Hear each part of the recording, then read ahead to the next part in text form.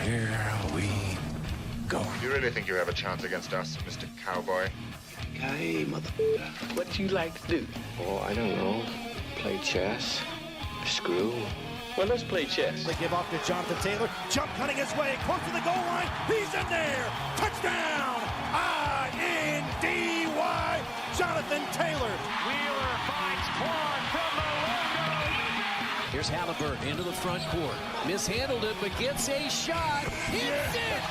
Hits it! John, I have never been better to be on the air with you here in Indianapolis, a place where so many of my dreams have come true. The Ride with JMV on 93.5 and 107.5. The Fan. Welcome in, my friends. You know, when I talked about running it back, that's become a very dirty term around here. Running it back, because the football team, they like to run it back, and they never get the blank right. They just don't.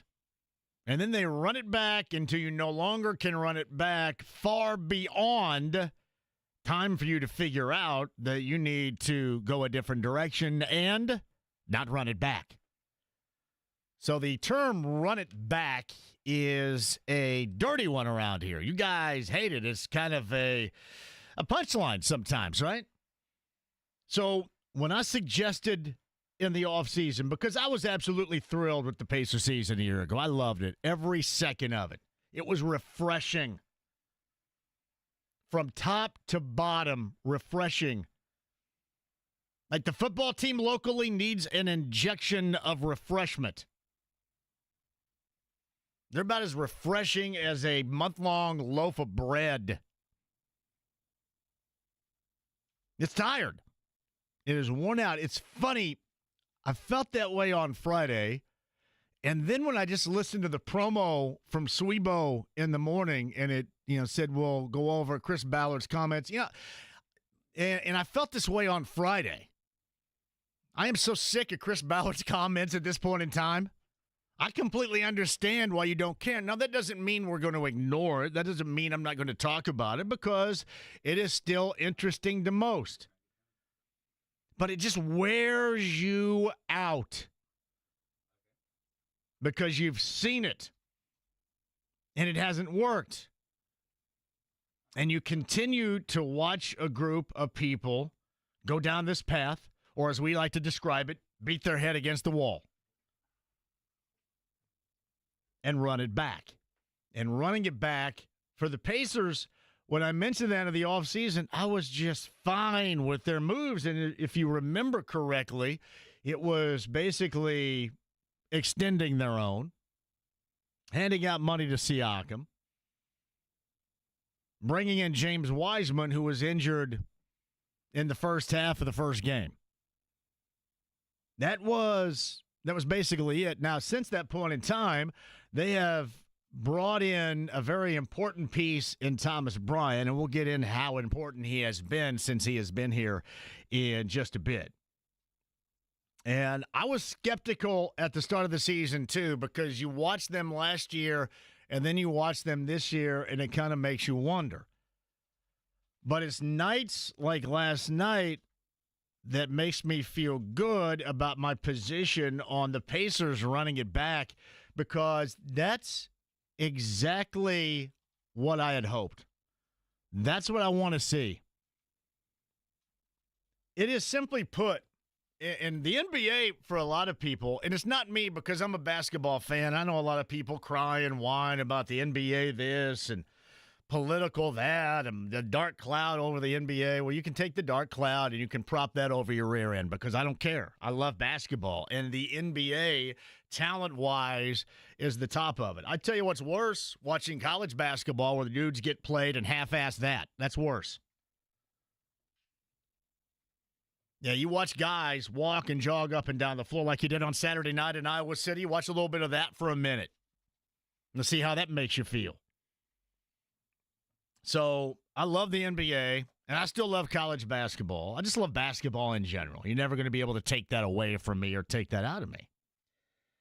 But I was also thinking about running it back at some point. Maybe this wasn't a great idea. And I also realized this is like one game that I'm talking about here. One game in a bubble. But it's exactly what I had hoped to see and what I wanted out of this. A cohesive group that can withstand their guy going down and then thrive in a world in which Tyrese Halliburton didn't play in the second half. You think about against the 4-loss then Cleveland Cavaliers, now 5. The 1-loss then Cleveland Cavaliers at home, now 2. And they have handled absolutely everything thrown at them. There's nothing good fortune about that. They're a legitimately top-notch basketball team. All you have to do is watch them play, and you can understand why. I mean, they got a couple of difference makers in the backcourt. Got a couple of bigs that play differently. You can play some outside in with both of these guys.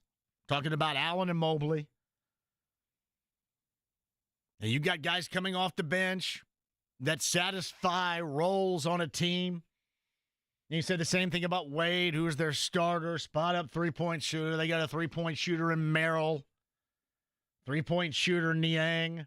Now, the problem when you get to their bench, you can really take them to task because they can't guard anybody off the bench. But they have been as good as anybody. Just a handful at best of teams have had such a start. And again, one game, and you're going to do a home and home, and maybe things are different coming up tomorrow. That game on TNT, by the way. And you can hear it right here on the Fan. But that's last night exactly what I was talking about. That's the run it back that I wanted to see. A group that is still growing, a group that can play through and withstand, a group that gets along and plays well with one another. And they got up and down the floor, and they did to the Cavaliers what the Cavaliers had been doing basically to everybody. In the second half, let's just simply put, they took him to the woodshed. Yeah, I mentioned this yesterday. The Pacers scored 21 points in the first quarter. And you go, uh-oh, here we go. 19 in the second. Got even worse. Normally you're thinking, what was it, 40 points and a half isn't going to win this team anything. And you have that threshold of 110. I always say this to Tony East when he's on the show, 110 for the win. I always thought the Pacers can only win if they get at or above 110. They scored 108 last night and then won it going away with a relative ease with bench guys in at the end. 37 and 31 in the second half. Third and fourth quarters respectively without Tyrese Halliburton. And did not miss a beat. That's running it back. That's feeling good about the product that you ran back. You know, not the every now and then, but the consistency of that is why I don't utilize run it back as being a dirty term. It just is because the Colts have done it so many times and it drives you nuts, and they're going to do it again. And we'll probably be sitting here this time next year, completely different circumstances, but talking about the same damn thing. Got this problem and that problem. And they're going to have an end-of-season press conference about this is what we're going to do, and I'm wrong, and I got to own this, and the blah, blah, blah bull crap. But that, what you witnessed last night, that's running it back. While also being proactive and knowing that your team and the process is growing. And that's the other thing, too. They got a mixture of guys that are growing into roles. Andrew Nembhard, you saw that a year ago. You see that even more now that he's healthy. You know, Jarris Walker, I thought, was absolutely outstanding on both ends of the floor last night in Cleveland. 12 rebounds. The one thing that stood out to me, and if there's something, I don't know if the numbers will bear out the Pacers being that much better defensively, but to the eyeball test, it looks like they are. Now, you're going to look at the Cavaliers' output of 93 points and you go, yeah, that's a damn good defensive effort. Don't get me wrong, you're right about that. I don't know collectively if this team is better, but they went at Cleveland like they saw something in what they do offensively. They turned them over like nobody else last night, and they were digging every time the Cavaliers put it on the floor, no matter who it was, but especially the bigs. Man, the Pacers defensively went digging after the basketball. It was a Tom Crean dream last night. Just a massive amount of deflections. So I don't know, again, if the numbers or the analytics will point this out, but it looks to be like this team is improved defensively. And I also would argue this. Eddie Gill's going to join us at the bottom of the hour. I would argue this. I think when you see Allen and you see Mobley, these are two really good players, two bigs in the lineup in Cleveland. But the Pacers give them a different look. With those two bigs, you can go inside out. And with the Pacers, you can go inside out. But the matchup you normally got, or at least you got last night, was you got Siakam versus Mobley, and you got Allen versus Turner. Allen gets dragged out by the Turner 3 threat. That's problematic for Cleveland. And Mobley can't handle Siakam. And we also see in the process, even though it's not, he is shooting a three-pointer a lot better this season, don't get me wrong, but he gets a majority, he being Siakam, of his buckets on the interior. And remember, I was having this battle with this dude, I don't know, 2 months or so ago about, Miles has got to get in there, and he's got to post up, he's got to be a post threat. You already got one post guy. He's significantly a post guy. At the time, he was like top 8 in post-ups in the NBA. That's all this team can handle. Really, that's all any team can handle. You may see a little bit of inside-out working with Mobley and Allen, but oftentimes you see when they're in the lineup together, Mobley on the outside. Mobley hit an early 3, if you remember, last night in that game. So what has been a solid night-to-night matchup for Cleveland, I thought the Pacers really turned that around. And really, if you want to get right down to it, I thought everything turned around in terms of how the Pacers handled things defensively. And they dictated terms, especially in the second half. They played their pace. And remember what has been a detriment in the past of the Pacers. They like to call them live ball turnovers. Cleveland had a ton, especially in the second half during that run, of live ball turnovers. It led to a top and dunk. It led to a Siakam left-handed layup. I think it led to an and one in there from Siakam as well. So many live ball turnover situations that the Pacers were able to take advantage of. If you're going to put a game in a season so far, if you're going to put that on film and watch that over and over again and say, you know what, maybe not so much the first half offensively because it was a struggle, but the second half, and especially without your guy, Tyrese Halliburton, this is how you want to see a team play. This is how we want you to play. That's it. I thought on both ends in the second half, they were as dominant as they could. You could make an argument that maybe because the defense, I'd have to look at the numbers. I'm not sure. I thought even when Halliburton was out there, they were still digging defensively on whomever had the ball handling at that time of Cleveland. They were all over the guards. They were all over Mitchell. They were all over Garland. But especially when one of those bigs put it down, it was like a carcass in a field with buzzards. Talked to Eddie Gill about that coming up at the bottom of the hour. So run it back, the term itself doesn't have to be dirty around here. And really, as I've said all along, this is something you should want to embrace. Because it's a group of dudes that come together, that want to raise the level, have a high level of expectations they want to meet.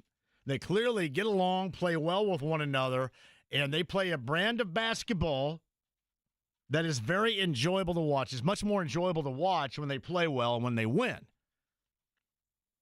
And when they do, and when they play like last night, it is as enjoyable of a product out there that you're going to watch in basketball. It just really is.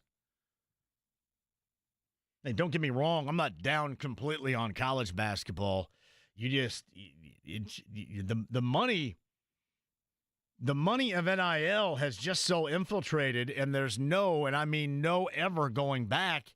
You just can't get around it. I mean, you're talking about professionals now. You don't play well, you ought to get benched, get something taken away, especially if you half-ass it and don't hustle. I know that sometimes it's just how somebody is built. If you're not playing well, things aren't going right. Chin's down, you're a drag, you're an energy sucker. In terms of IU, when IU goes through certain circumstances, and you hadn't seen it in the 2 weeks prior.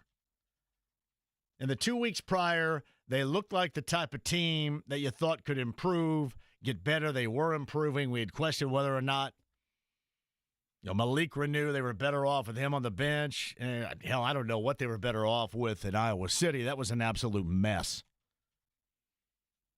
The thing that I can't get is you go, into the half down 10. And you got down early, came back, you go down 10 to the half, and then you come out of the half and take even more of a beating than you were taking before the break. How do you size that one up? So you want to come out of here and you want to trim on that lead, and you thought if you were going to be the most focused, the most enthusiastic, it would be the first 5 minutes. They always talk about how valuable those are the second half, and it was awful. It looked like, you know what, go ahead and fire up the plane because we're ready to head back to Bloomington. And the problem with the Mike Woodson era has too many of those to recollect and too little of the games as we were witness to in the couple of weeks prior to. And that's where you are. And that's where you are dealing with professionals. Now you're going to question, all right, so getting paid a lot of NIL here. Is that more meaningful than the play? Well, You're playing for the package, the financial package anymore. I don't know how many of those dudes outside of Leal, maybe Galloway, on that team at IU, grew up and go, hey, you know what, I really want to be a part of the Hoosier program. It's whatever finances. And that is the way of the world collegiately right now. Yeah, I know that's pushed some of you away. I will still watch it because ultimately it's still hoop, and that's what I love. But at the same time, it has to be somewhat, does it not, a detriment to the overall enjoyment of the product. And what it comes down to, if you win, and that's great. And if you lose, you're going to point the finger at a lot of things, and those are going to be some of the first subjects that you do point at. Those very things. But that has been more of the low light that's been the highlight in the Woodson career at IU, more than just to say, for example, how well you thought this team was playing in the prior 2 weeks. Because that was an absolute incredible Saturday night mess. Boilermakers get a win yesterday. That was at home at Mackey against Nebraska in a big way. And Butler continues to have a mess on their hands as well. Normally this time of year, I always thought Wild Card Weekend was some of the most enjoying and fun football you're going to find during the year. And it was just an incredible snooze fest until last night. Down the stretch last night, and you can make the argument last night that was kind of more like Tampa Bay just said, hey, you want this game? Here it is. Tampa Bay, that's very, very Colts-like. You're messing up multiple snap counts late in the second half of a playoff game. That's like some preseason stuff right there. That's some Colts stuff. Well, they went on the wrong snap count, and the guy got there too early, and there's a fumble. Then the 3 games prior to it, the 2 on Saturday, and the ones in the afternoon were just incredibly awful. So normally this is the time of year, and we'll see what happens coming up later on tonight in Glendale, Arizona with the Vikings and the Rams. But that was some boring-ass football over the weekend. And really, when you think about it, the thing, when you had, what was his name, Gonzalez? The place kicker, my man was incredibly worried about his hair. I was digging that, too. I was going, yeah, I can get that. You're going to go out and you're going to attempt the biggest field goal in the history of your career, and my man was really concerned about his hair. It was like he gave that thing like a wipe or a brush through, did he not? How many times was it? Like 5 or 6? I thought, yeah, see? I'm going to go out there, and you can look at this two different ways. I mean, obviously, you can look at it as it was a nervous tick and a function of him getting ready to kick such an important, nerve-wracking field goal. I would tend to look at it like, you know what? I knew this thing was going in, right upright bank or not, so I got to make sure I'm looking good. So let's go ahead and make sure this hair under this helmet is where it needs to be right here. Because he's like, It was like wafting that over a little bit. Yeah, like 8 or 9 times. Off the right upright. Do we know the percentages? Can you look this up, James? The percentages of a kick, of a field goal attempt that hits an upright and goes in compared to that is missed. You got to think about it. That's an impressive feat, especially in that situation. How many times have you ever talked about we could all go out there and we can never, ever, ever hit the upright, ever? It seems like it happens so often now, it's crazy. I would tend to think it's how much force and obviously where that ends up hitting the upright. But I thought that kick, even hitting the right upright and going through, was the contact, and then obviously the kick looked sharp. So did the kicker. How many times does it go through compared to not? James, you coming up with the information right there for me? What we got? I'm looking for it. I can't find anything right now. Nothing at all? Not a simple Google search will lead you to the desired? I'm getting a lot of articles on the rule of it when it goes over the upright. No, we don't want that. We want it when it makes contact with it and goes through compared to when it doesn't, when it misses. Yeah, I do. I kind of find that fascinating. That was, when you're thinking about the moment of the weekend, that was the most thrilling moment of the weekend. It was a really boring-ass football weekend. It just was.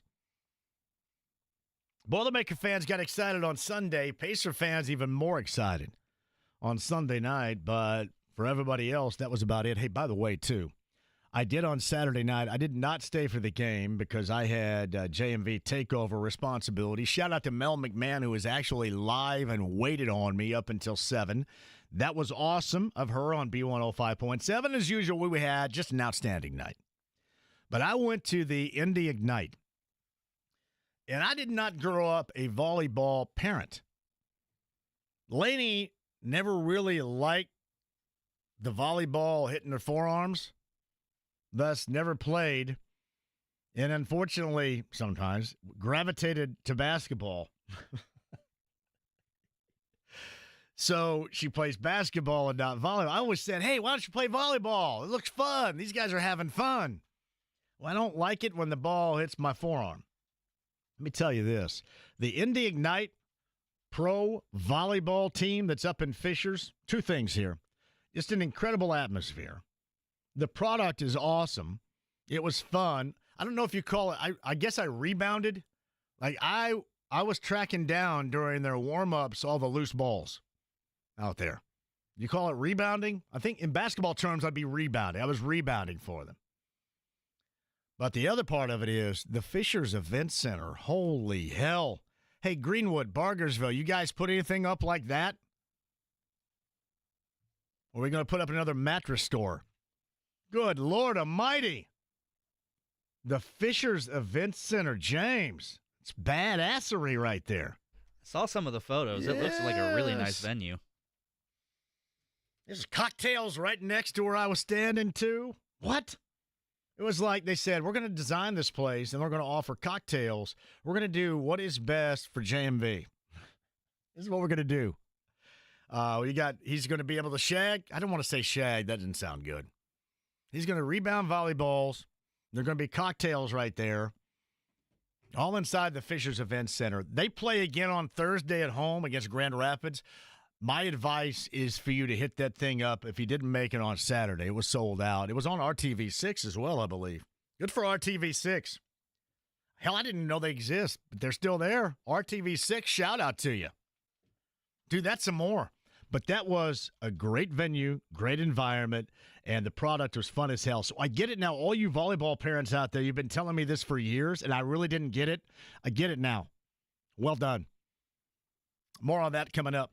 Evan Cidery talks NBA, top of the 4 o'clock hour. Stephen Holder, a little bit more into the Colts in the offseason, 5 o'clock hour. Eddie Gill about the win on the road by the Pacers in Cleveland last night. On the home and home, they get the Cavaliers on TNT. That is coming up tomorrow night. And here as well, Eddie Gill is going to join us on the other side. Anything to give away this week yet? We have stuff to give away, just not today. Not today. Later on this week. Later on this week. All right. We'll get into that later on this week. Eddie Gill's going to join us on the other side. The stream, the app, it is HD Radio, The Lounge, YouTube Live, and 93.5 and 107.5 The Fan.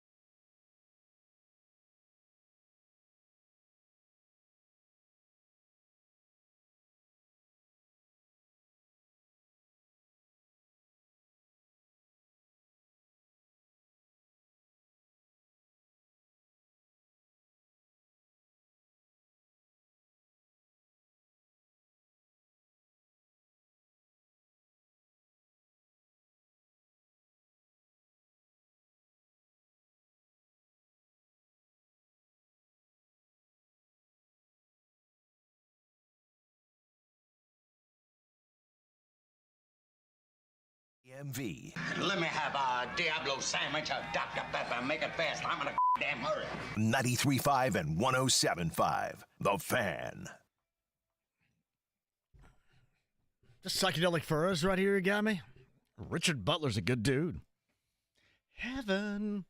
Hey, by the way, that initial consultation with Premier Weight Loss, I almost tripped on that word, is free. Check it out. And a lot of you have asked me about that and how it's worked for me.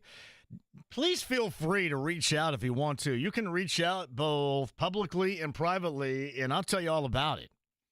There are a lot of the games I changed for me, and certainly in eating habits or lack thereof now, but I would be glad to share with you my particular path, either publicly or privately. I'm all good with it.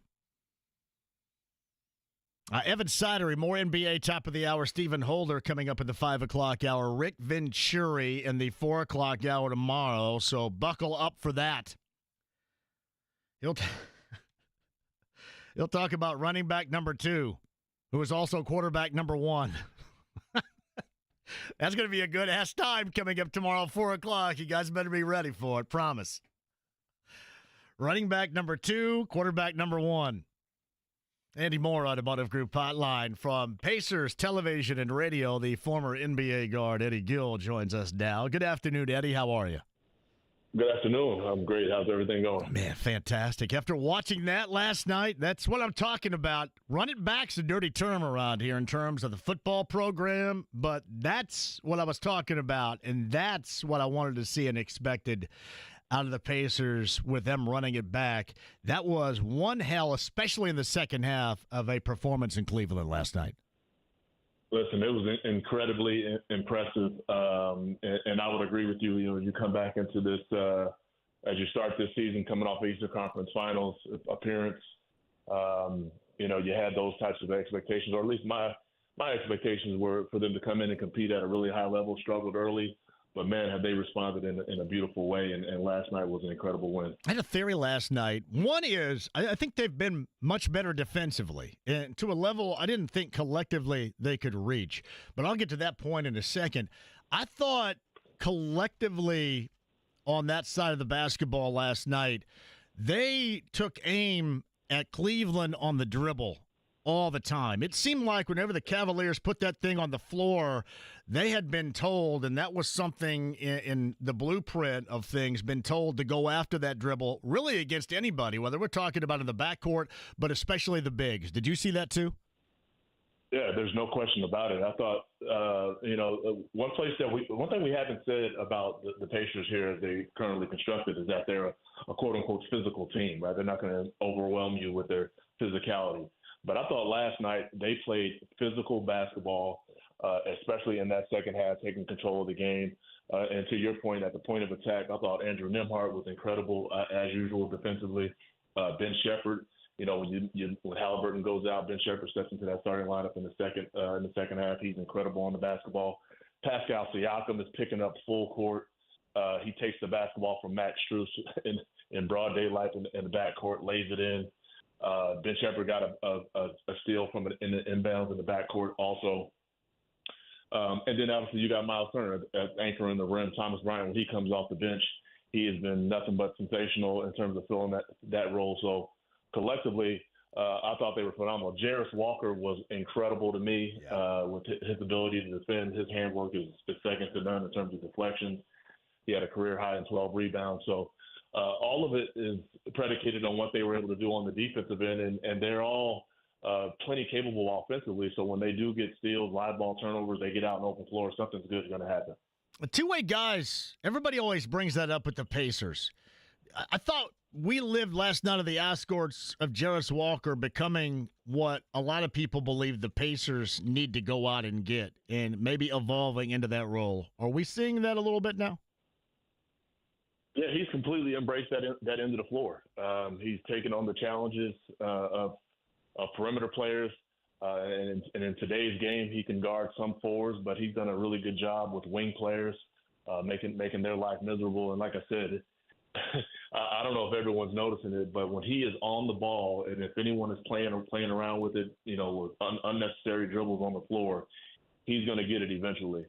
So he's just taking that challenge, playing physical, active, rebounding the basketball, running the floor, shooting the basketball better. It's funny when you really apply yourself on the defensive end, how you start to reap some of those benefits on the offensive end as well. I knew that you were going to come up with a much better term than digging for the basketball, unnecessary dribbles. I thought it was clear that they saw something in the scouting report that Cleveland had done, and they really targeted that. Yeah, I mean, and to do it against that team, I mean, there's that you don't just all of a sudden just wake up and you're 33-4 or whatever they were going into that game. They'd only lost one game on that court. They haven't lost any games since I believe it was December 8th. So to do it to that team is even more impressive. Being able to get that done on that level and to be able to take full control of the game in the second half from a physical standpoint. I mean, it couldn't be any more impressive. It's Eddie Gill, the former NBA or former Pacer guard, Pacer TV and radio. He's on the Andy Moore Automotive Group hotline. One final thing regarding Jarris Walker. This is something else I noticed as well. 41% from distance on the season. However, he is 52% in his last 10. They still are not respecting that. Do we see teams defensively when he's in there maybe come out, creep out a little bit more and try to protect that, now respect that three-point shooting ability? Because it seems like, especially recently, he's been consistent enough in that quality to start getting a little bit of respect or at least notice defensively. I think he's going to still get more opportunities. Oftentimes where when guys start to make that shot, there's still some uncertainty around the league. And maybe some of that lack of respect. They want to see it some more. So I think he's going to get more opportunity, and especially with the way the Pacers play, sometimes you just can't get out to guys because they're pushing the ball up the floor so quickly. You got guys attacking the paint, multiple driving kicks, and next thing you know, he's out in the corner or on the wing alone, and you just got to live with the result. So I think he's going to continue to get more opportunity. He's not necessarily going to be labeled as a quote-unquote standstill knockdown shooter as of yet, but he's a guy who's plenty capable of knocking that down and also really good at getting to the rim. Eddie, I describe Andrew Nembhard as the glue. He doesn't have a nickname, and I'm not going to try to make one up because I think all nicknames nowadays are basically really boring or a rehash of nicknames of the past. But he certainly is that, categorically speaking, the glue for this Pacer team, is he not? And why is he able to add so much at so many levels for this team? Listen, he's a really good player. He is a really good player. I've said it repeatedly. I think he's earned his role and his opportunity with what he did initially on the defensive end. That has even gone to another level that I didn't know it could get to for him. He's in the conversation. For me, he's in the conversation with Drew Holiday, Derek White, Lou Dort, all of these guys who are really good on the basketball and needs to start being considered for some all-defensive team considerations. But he has a calm, quiet arrogance about him that I absolutely love also.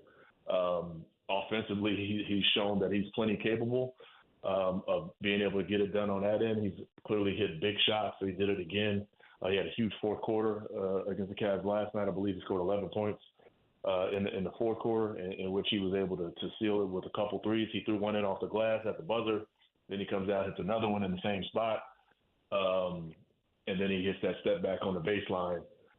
So he is more than capable of getting it done at a super high level at that position, and not just defensively. But like I said, even on that end, he's elite. He's right there with any elite perimeter defender that you name. He is Eddie Gill on the Andy Moore Automotive Group hotline. Pacers Cavaliers Part 2 at Gainbridge Fieldhouse coming up tomorrow night. Eddie will be anchored in on the radio broadcast because the TNT here is going, I should say, the broadcast will be on TNT. So locally, TV-wise, they will be watching that. TNT will have the broadcast for you. Again, locally, television speaking. I'm curious, you look at Allen and you look at Mobley and Turner and Siakam. It looked like more times than not last night, the two bigs for Cleveland that have not had a lot of struggle points this season, I thought clearly kind of struggled a little bit with that matchup. Yeah, obviously Miles Turner has been the anchor for the defense for 10 years now, and the timing in which he's able to block shots, deter shots, and do it without fouling is really impressive. Anytime Miles gets into foul trouble, it's not because he's attempting to block a shot. It's somewhere else out on the perimeter. A guy draws some body contact or something like that. But you think about the offensive responsibility that Pascal Siakam has on a nightly basis, and his being able to shoot above 50% just about nightly. But I love, again, the fact that he's taken on the defensive challenge of tough opponents. And to your point, yeah, he really did, or both of those guys did a really nice job against it. That's a great front court battle. They have somewhat of an old school approach in terms of starting that big front court that they have. And Dean Wade is a guy who's a legit 6'9" out there, so their front court is bigger than most, and they pose a lot of problems, and especially those two guys. They have a really nice continuity. Mobley, his offensive game has really flourished this season, but overall, the Pacers just did a terrific job of slowing those guys down. Miles brings out Allen, and if Mobley's matched up against Siakam, he seems pretty comfortable there, and they have had the upper hand, especially with those two against basically anybody up until last night. We'll see what happens after that game coming up tomorrow night, but that was incredibly nice. Before I let you go, Eddie Gill is with us. Thomas Bryant, what has he added in these more than a handful of games, just besides a rest and obviously production off the bench that we have seen for this Pacer team since he's been here? Yeah, I mean, his productivity has been incredible. I think last night he was 5 for 5 from the field. So that clearly speaks for itself. But he's an incredible teammate. Just to see his spirit, see him support guys on the bench, understanding where he should be out there on the floor in such a small time, especially on the defensive end. I think that's always the biggest adjustment when you join a new team, is being able to understand concepts, schemes, and get on the same page with your teammates. He's done a terrific job of that. And that speaks to his veteran presence and him being in this league for some time. But offensively, he just makes all the right plays. He lets the game come to him, knows when to take his shots, knows when to roll. He's a beast on the glass in terms of his activity there. So he's done a really good job. Obviously, Miles missed the one game with an illness. Thomas Bryant has a big game there. Miles comes back, and he goes back to the coming off the bench role, and he's terrific there also. So big-time acquisition for him there. While I really feel bad and extremely bad for James Wiseman, Isaiah Jackson, I was really excited for both of those guys having their opportunity. They go down with those injuries early on, but the Pacers do a nice job of filling the gap to Thomas Bryant right now. Well, great job with you on TV and radio. You got radio responsibilities coming up tomorrow night again, a TNT game. That home and home at the Fieldhouse features the Cavaliers and the Pacers Part 2. Coming up tomorrow night from Pacers TV and radio, it's the former NBA guard Eddie Gill on the Andy Moore Automotive Group Hotline. Yeah, that's what I was looking for last night, and that certainly was it. And since they turned the calendar over in 2025, you really couldn't ask for more than what you've received so far if you're a Pacer fan, Eddie. Yeah, they've been incredible. I mean, undefeated and the 6 straight wins with double digits or better. Against really good opponents. And now it's just the sustainability, right? Yep. As this happens, how do you handle success and how do you continue to play at a high level? You're not necessarily going to win the remainder of your games. Of course not. It's just how they go out there and play and what the identity is. And they've turned the page, and they're a different team right now. Good to hear from you as always, man. We'll be listening tomorrow night on the radio broadcast, Eddie, and we'll see you again soon. Thank you. Always a pleasure. Thank you guys for having me. Eddie Gill on the Andy Moore Automotive Group Hotline again. Cavaliers Pacers coming up tomorrow night at the Fieldhouse. That should be a blast. Go down there and have a hell of a good time. By the way, James, the legendary Country Kitchen. I mean legendary. We know what Edger and James loves from the Country Kitchen. Smothered pork chops, which may not be on my menu right now, but I would love it. And I know that they have some cottage cheese over there for the guy. We checked with our stats department, and we can't find any Doink stats either. So you can't find the Doink stats in the country. If the Country Kitchen and James can't find the Doink stats, they just simply don't exist. I don't think people track how many Doinks go in. All I was seeing was misses or makes. Hey, look up, can I have cheese grits? Look that up. I like cheese grits. That's probably, is that heavy in carb? I mean, I'm sure there's butter and stuff like that in See there, if cheese grits are good for you. Good for a diet. Because I love me some cheese grits, everybody. I was trying to think of the country kitchen, what they would have for me right there. Probably not. A lot of carbs and cheese grits. Yeah, lots of cheese, Lots of- butter, milk. Yeah. And the grits, I'm sure, may not be healthy for you either. What's the protein in cheese grits? Probably not much. I love you, country kitchen. Love you. I'm going to tell you what. If you're on your way home right now, slide over there and get you a little stuffed pork chop or something. Tell them I sent you. Country kitchen. Yeah, you did watch last night what many had hoped, what many had thought, and few are thinking right now you wanted to see around here. I'll get to that point coming up on the other side. The stream, the app, Inside the Lounge. That's YouTube Live on a busy Monday. It's 93.5 and 107.5 The Fan.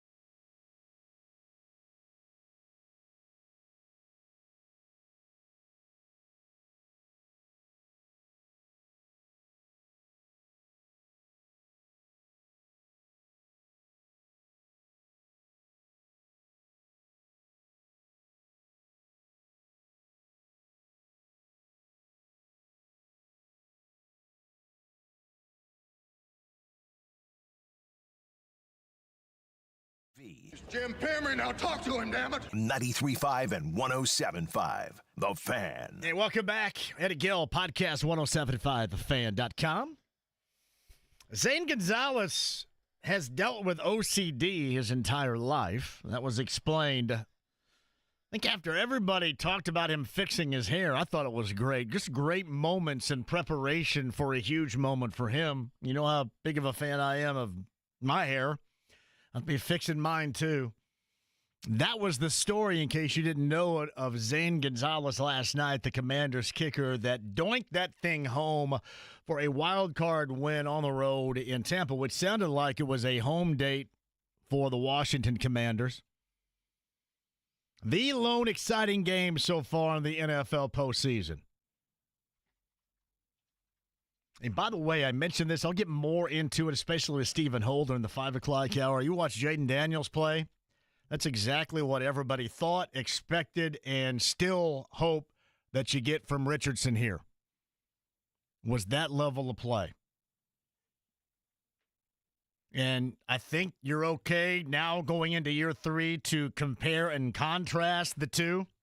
You know, I told you back during the season when he got benched, they wanted him to prepare, and specifically his folks mention those that deal with him, Jaden Daniels, and how notoriously he prepares himself on a daily basis. It's routine for him, starting before anybody gets to the Commanders' facility.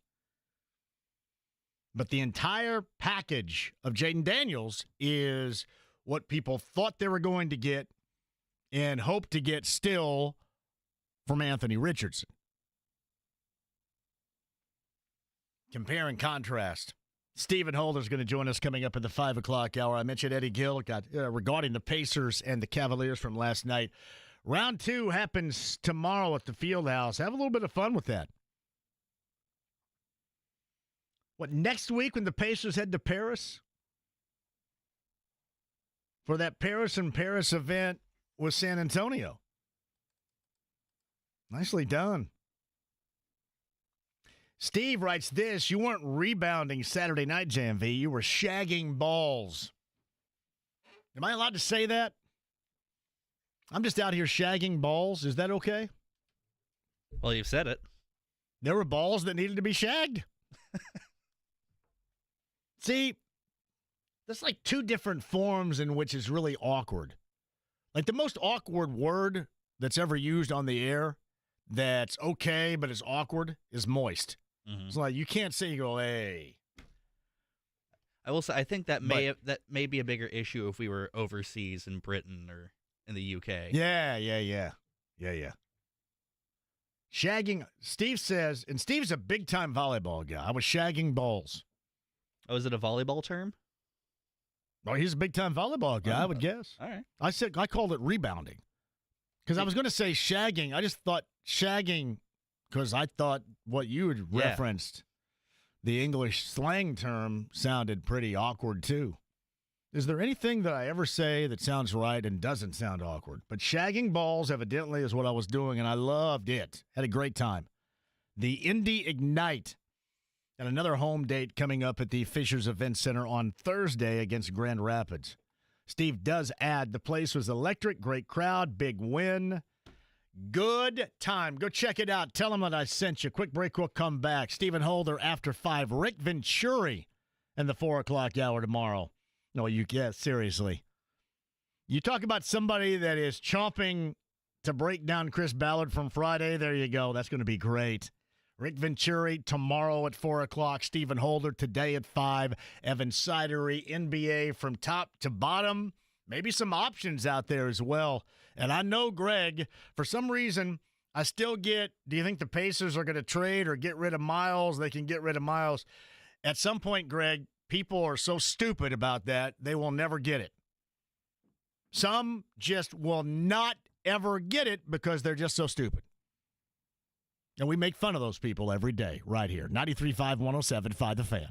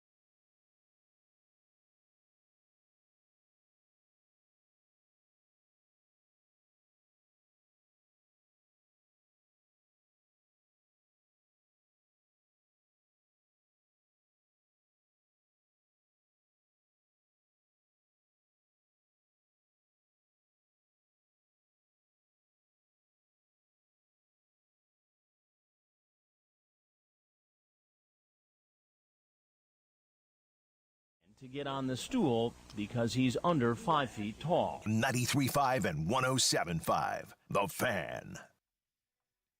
James over there, I'm John. Expert ball shagger.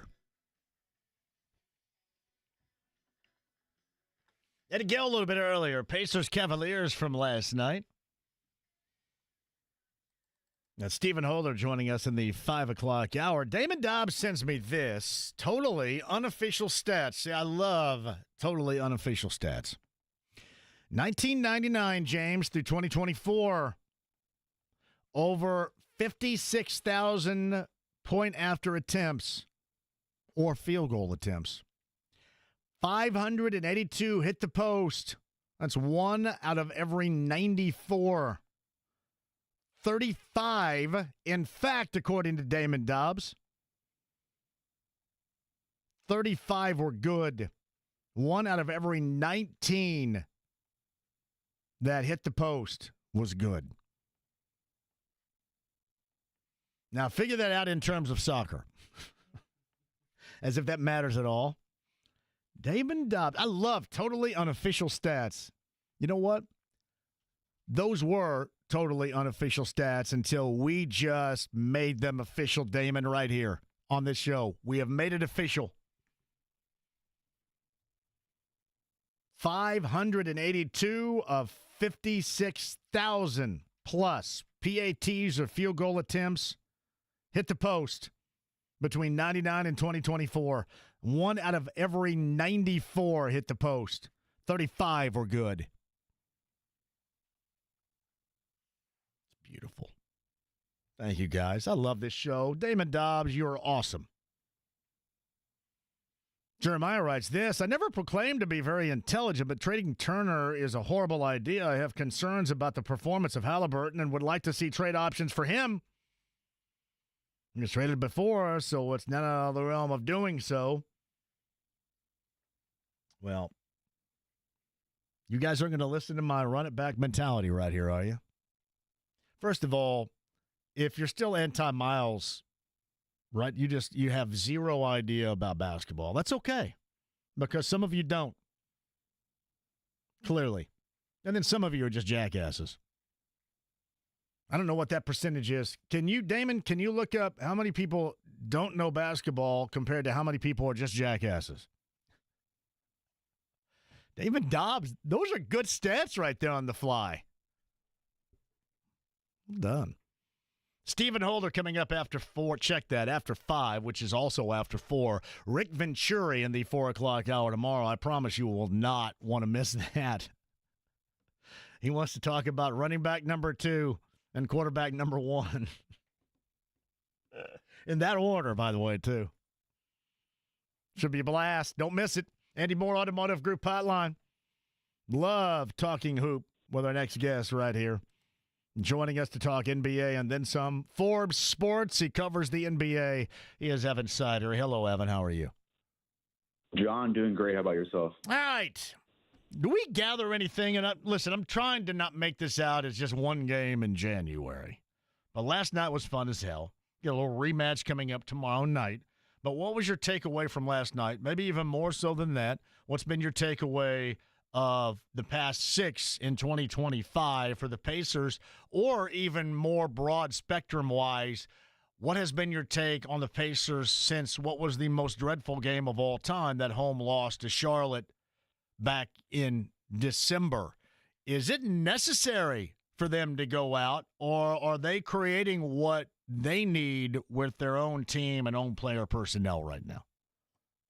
Yeah, I feel like I was going to answer, like, the turning point in my opinion, was the Hornets game after that embarrassing loss that they had. Their last 15 games, they're 12-3. This Pacers team has been awesome to watch the last couple of weeks, really the last month or so. You've seen Tyrese Halliburton really play at a more consistent level. He has shooting 41% on threes over the last 15 games, while averaging really 10 assists as well. And then you see Pascal Siakam too, John. I think this is a big point. He's gotten, I think, perfectly comfortable now within the Pacers offense. It's built around Siakam's mid-post-ups. He's thriving in that mid-range area. He's getting easy setup. He has the ideal gravity around him to put up an easy 20 points every single night. That's what he's been doing since become a Pacer. And I think he should be an all-star this year. What he's been doing consistently, carrying this team on a nightly basis when some nights Tyrese Halliburton doesn't have it. He's been the one consistent player to me so far this year where I think he deserves a little bit more all-star buzz than he's getting nationally right now, and that's Pascal Siakam. He's been 20 points per game, 7 rebounds, 4 assists per game, while shooting a career-high 42% on threes. He's been fantastic this year. So he's definitely, I think, the big engine of this offense now, alongside Tyrese Halliburton as 2 1A guys in this offense. And then Andrew Nembhard, too. I think he's a big glue piece to this team, even more so than maybe a lot of people imagine, because once he came back into the lineup, this team has gotten a lot better on the defensive end. And then once you imagine Aaron Nesmith back, I think that might be their deadline addition. To answer your second question there, John, is I don't really see a Pacers team making this move because you're on such a good streak lately. You're really arguably one of the best teams in basketball over the last 6 weeks. Why mess up any chemistry? I know Cam Johnson might make some sense on paper. I know I might be a fan of Cam Johnson myself, but is it worth it trading a 21-year-old Jarris Walker and a 24-year-old Benedict Mathurin for a guy like Cam Johnson who's surprisingly going to be almost 30 in 18 months? So that's the big question to me, where I don't think there's a reason for this Pacers team to break what they have going on right now, and it's arguably the best team basketball in the Eastern Conference over this span. Evan Cidery talks Pacers, talks NBA. We'll get more in-depth into that coming up in just a second. He's on the Indy Moore Automotive Group hotline. I have not looked this up. I like to just ask people to look stuff up for me on the fly, but I can't imagine in watching Siakam prior. Now, I didn't concentrate on it, but in his years, those really strong years in Toronto, I can't imagine he's approached the three-point shooting in volume that we have seen this year, because that looks like a category where he is much improved. Was there a high water point for him in taking and making threes in the past at the Raptors that you're aware of? No, I'm not aware of anything on that end. I just think it's more just growth, because he was more of a traditional 5, actually, when he was with the Raptors, surprisingly enough, with his size. He was playing a lot of 5 for the Raptors early on, developing that way. Then he was moved to the 4. He was really consistent, honestly, in college and early on in his career as a three-point shooter, really in that low 30s range. And now this year, 42% on threes, by far a career high. His true shooting percentage, too, is a career high, around 62%. I think he's just figuring out how to work in this offense. And I think Siakam realized himself that this is the perfect fit for him to show off his strengths in the mid-range, show off his pick-and-pop game that he's developing as well. And having a guy like Miles Turner alongside him in that front court, I think, is an underrated piece to this, too. I just think the beautiful synergy that those two guys have together on the court, it is fun to watch when those two are locked in with Siakam and Miles. So I think it's just a perfect fit all around. I think Siakam and the Pacers have found a guy. It reminds me of the David West days when they found him in free agency.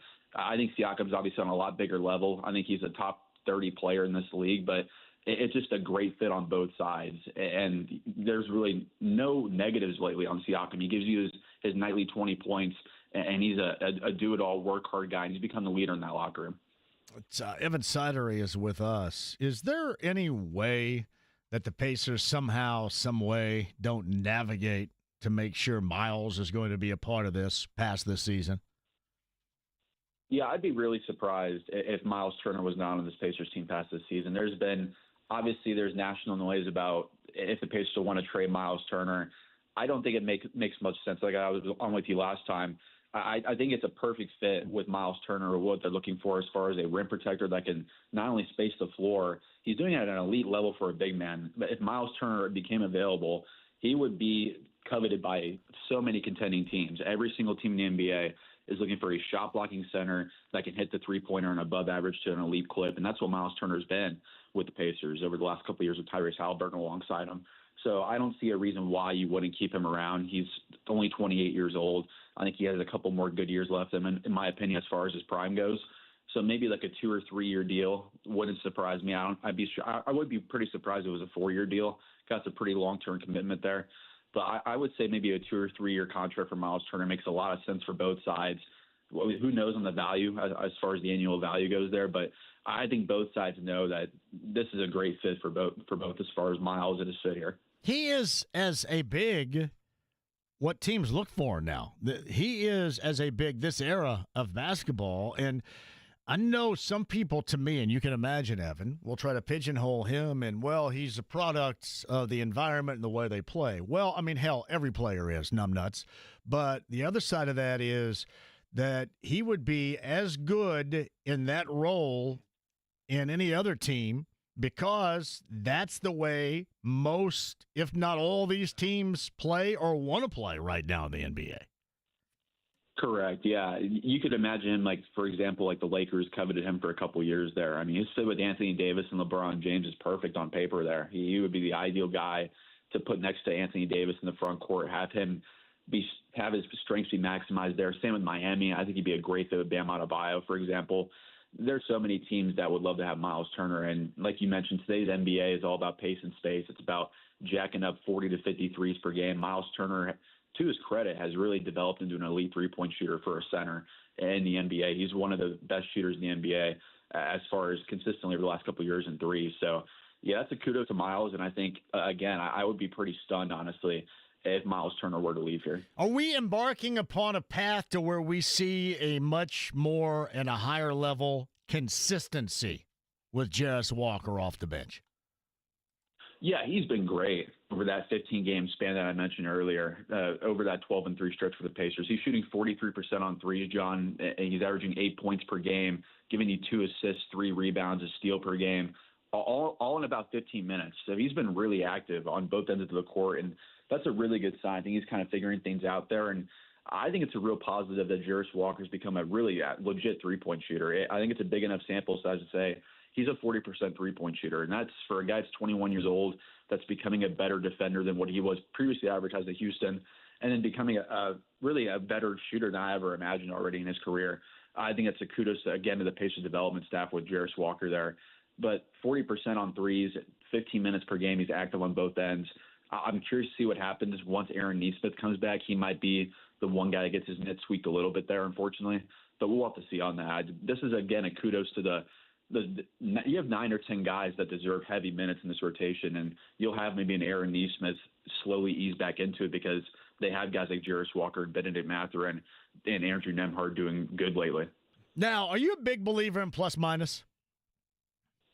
I would say it's a little skewed because there's certainly, I think the eye test more than anything, I would take it over the plus-minus.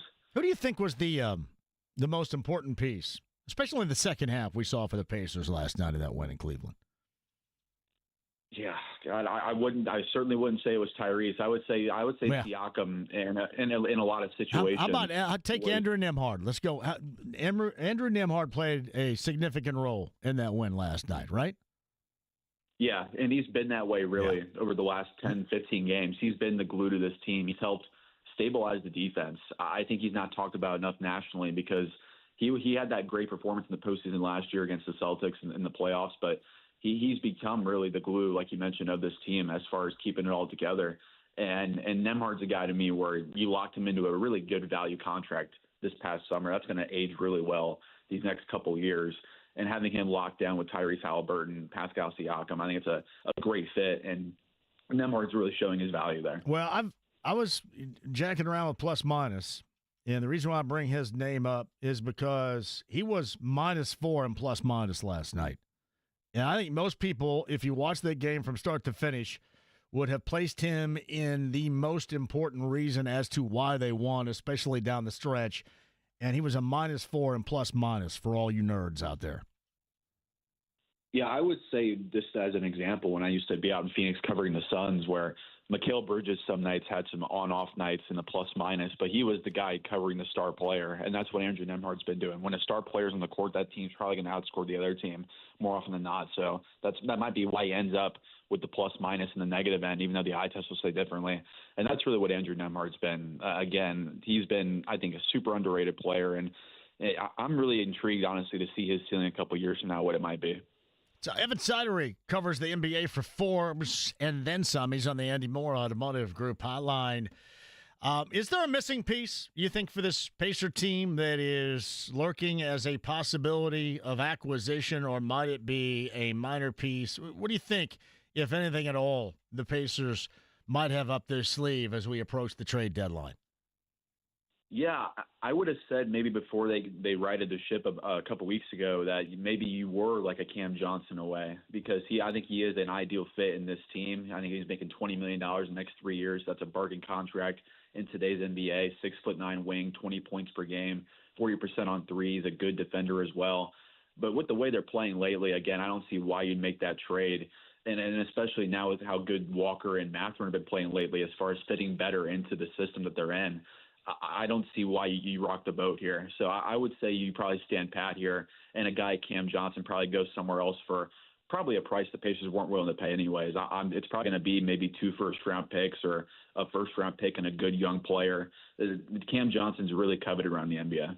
Yeah, I just kind of wonder, maybe it'll be something incredibly secondary, but I don't even know about that. It just kind of seems like that they have, especially once, as you mentioned, you get Nesmith back, as you talked about earlier, that may end up being, their move, I guess, prior to the trade deadline, is getting their own piece back.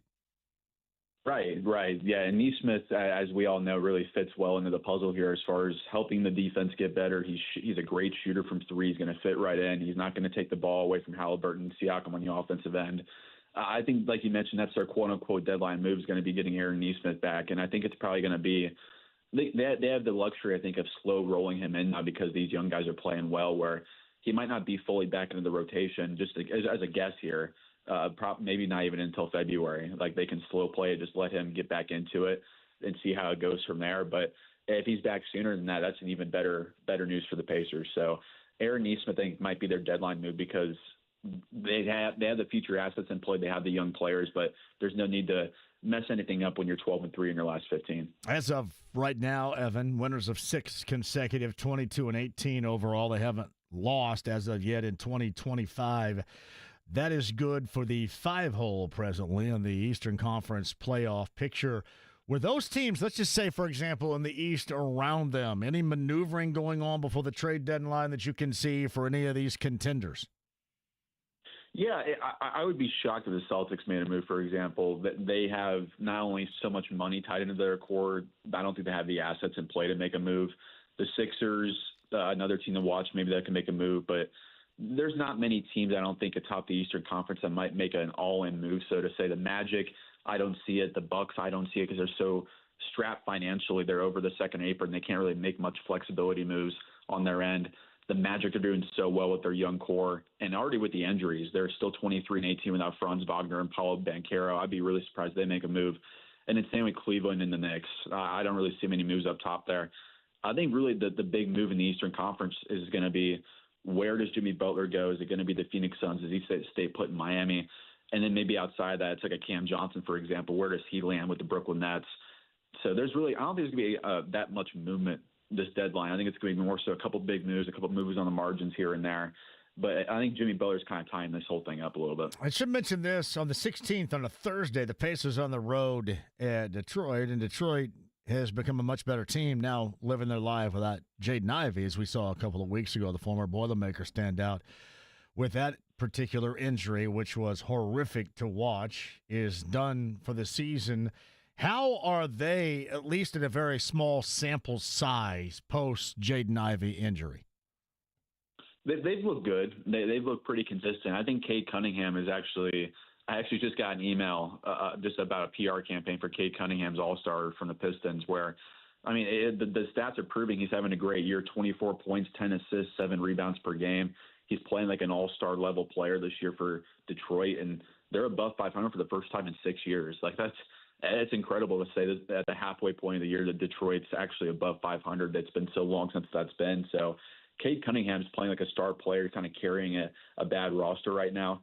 And I think it's the conference overall is a little weaker this year, in my opinion. But having a team like Detroit kind of taking that jump forward, they've been really good, even without Jaden Ivey lately. All right. The Pacers do go to Paris and take on back-to-back San Antonio, the 23rd and 25th of this month. One of those days I'll be off because that'll take place here locally at 2 o'clock in the afternoon.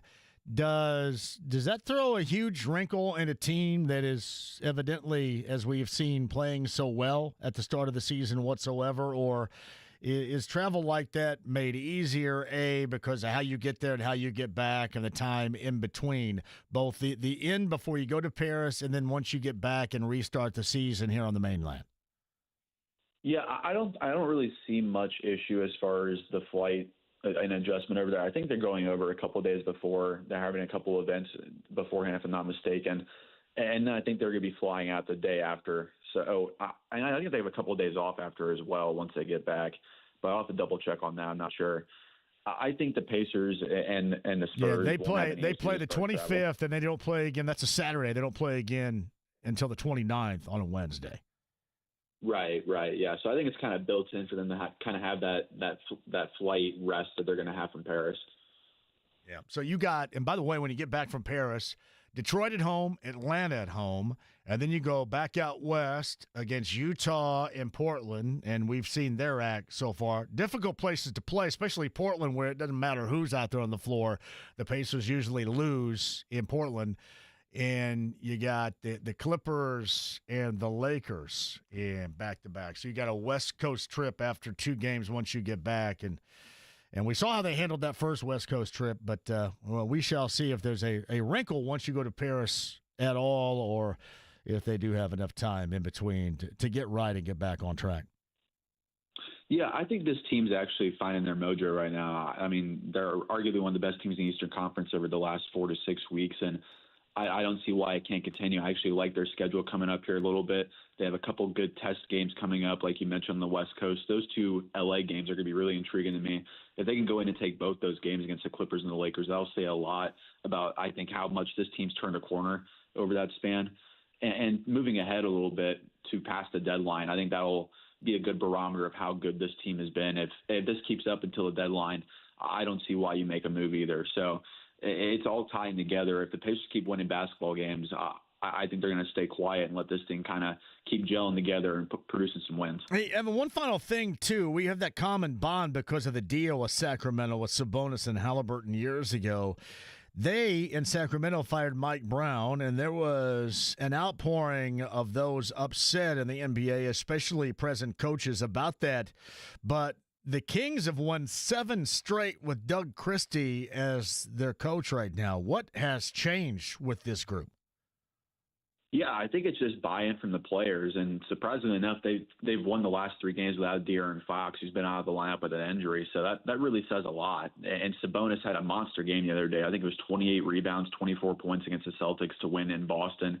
Super impressive win for the Kings. I just think Doug Christie has full buy-in from those players.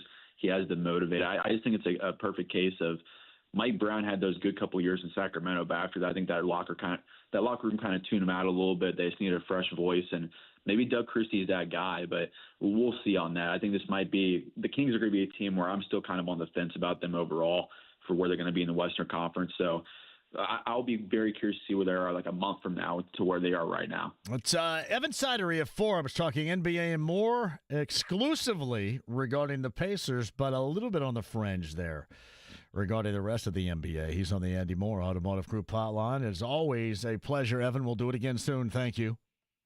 Absolutely, anytime. It's Evan Cidery on the Andy Moore Automotive Group hotline. Jerry Jones decides to get rid of his coach, Mike McCarthy. Did you hear what he had to say about that? I did not. Yeah, well, we'll maybe indulge those coming up in just a bit with that. Stephen Holder, top of the 5 o'clock hour, and Rick Venturi this time coming up tomorrow, and I promise you it is a segment that, I mean, hell, don't miss any of them, all right? Stop jacking around and missing segments. But tomorrow in the 4 o'clock hour, you got to be there. I promise you just that. Big week, too. I'll explain, and stuff to give away later on this week. Further explanation. Calls on the other side regarding the weekend. If you want to hit the paces, we can. Colts stuff, we certainly can.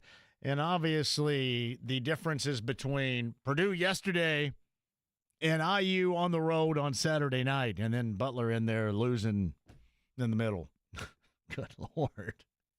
What an awful season. At Hinkle.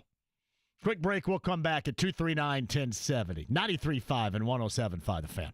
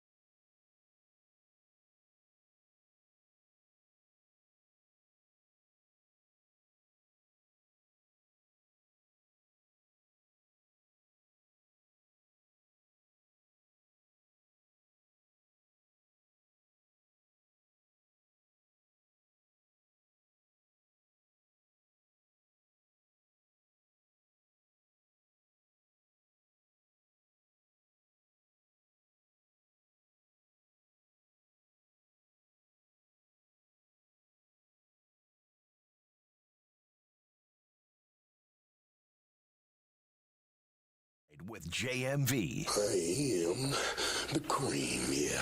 The cream of the crop.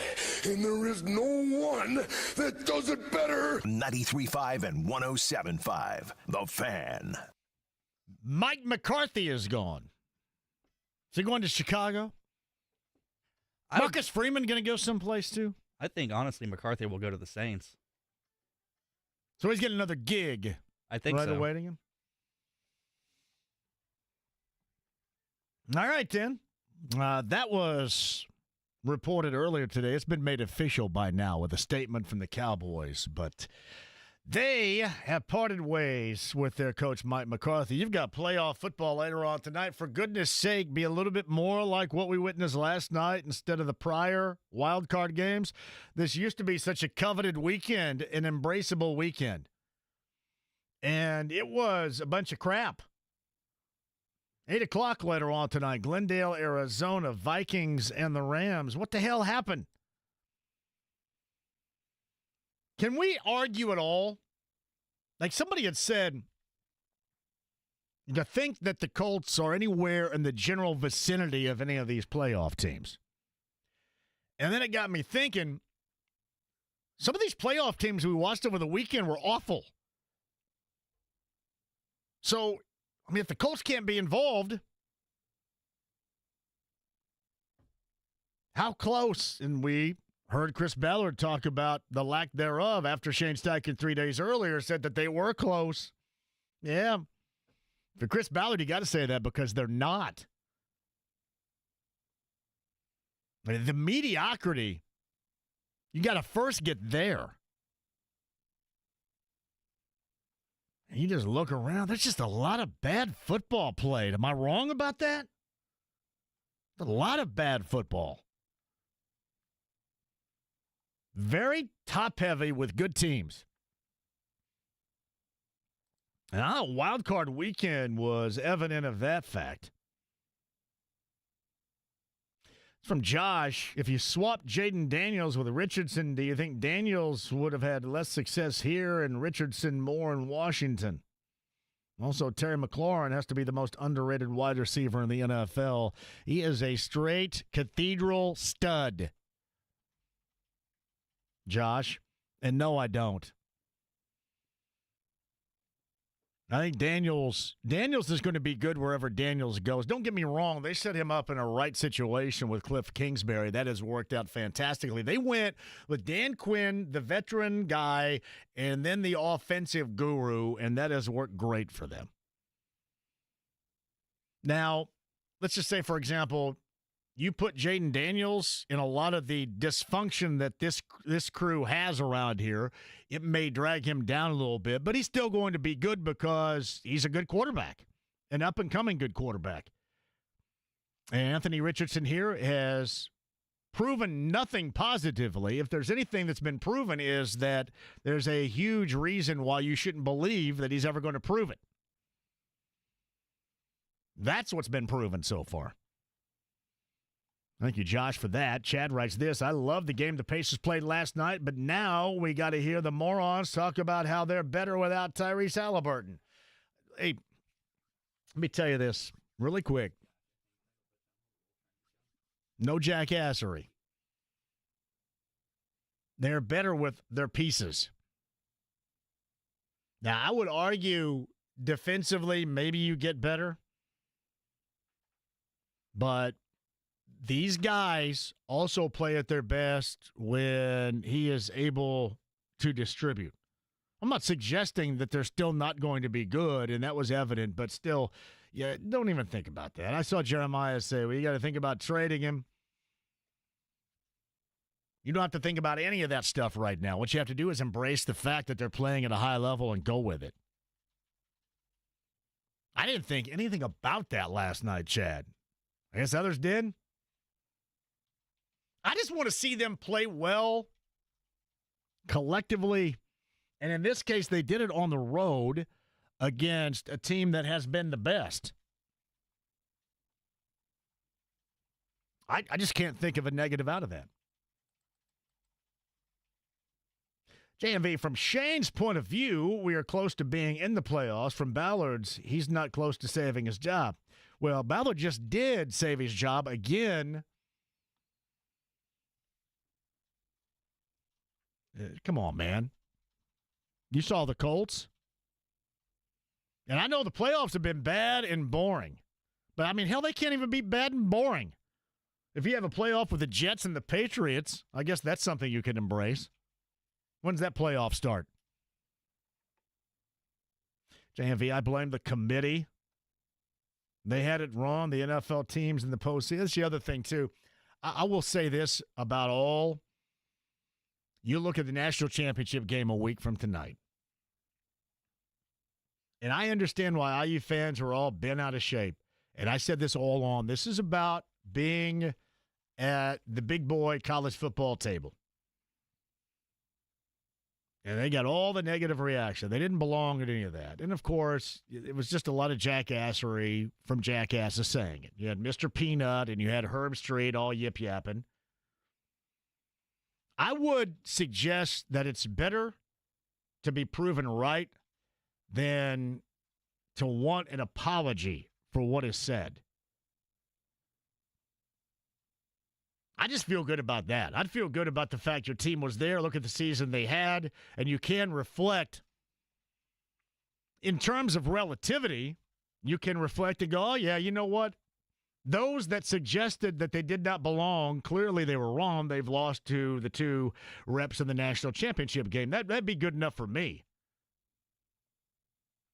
See, in the process, and then you legitimize the comments that were made, I'd just go ahead and drop it.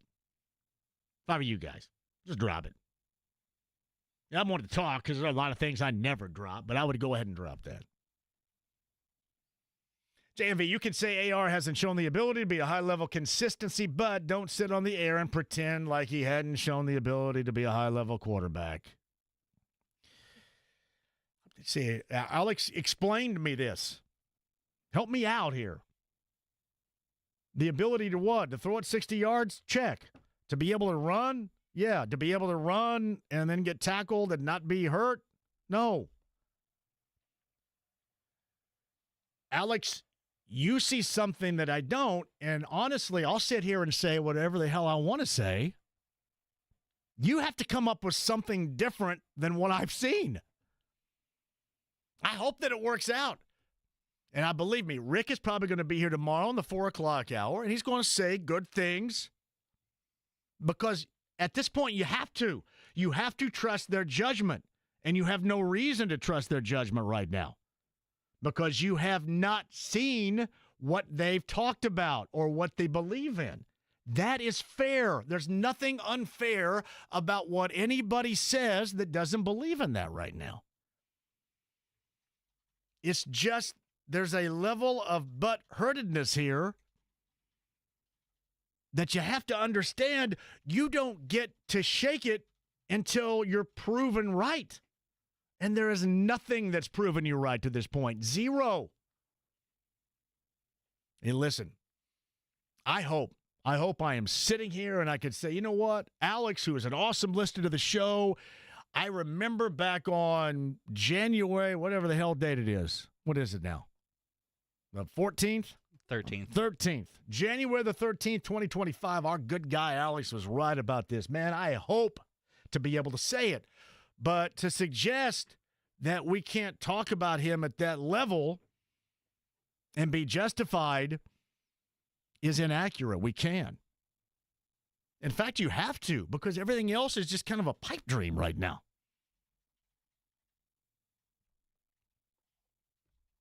Just small nuggets of things you can go on. And none of that is going to be redeemable until you put it consistently together. And there have been zero signs of that. But, hey, listen, hopefully, Alex, you're right. I'm going to say, we have been the same on, like Alex and I recognize Alex as a listener, we have been the same on Miles Turner. And we have been proven right on Miles Turner. But we are opposite regarding Richardson. That's what you have in an opinion-based show like this. We're opposite on Richardson. And I am going to state my position and stay here until proven otherwise. And then on his side, the quarterback has to prove it for him. That's fair. Nobody's suggesting anybody's a bad person. All we're suggesting is that there is not enough proof right now for me to believe that all of a sudden within one off season, you're going to be transformed into the type of guy, for example, that people are seeing or that are witnessing in Jaden Daniels. And I know everybody's going to argue, well, look how much time he had to play collegiate football and blah, blah, blah. But listen, at some point, it's not about time. It's about what you end up doing with it.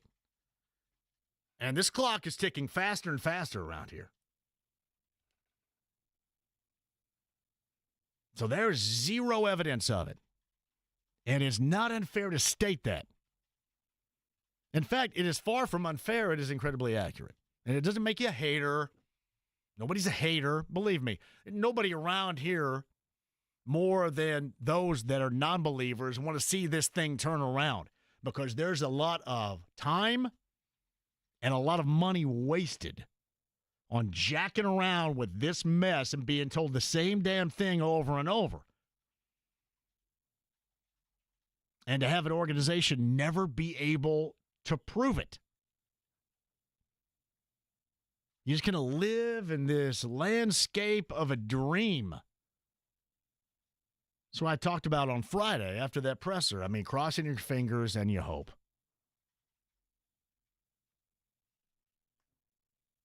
But no signs of it. And one of these days, again, I'll sit here and you can tell me exactly, and it'll be fine.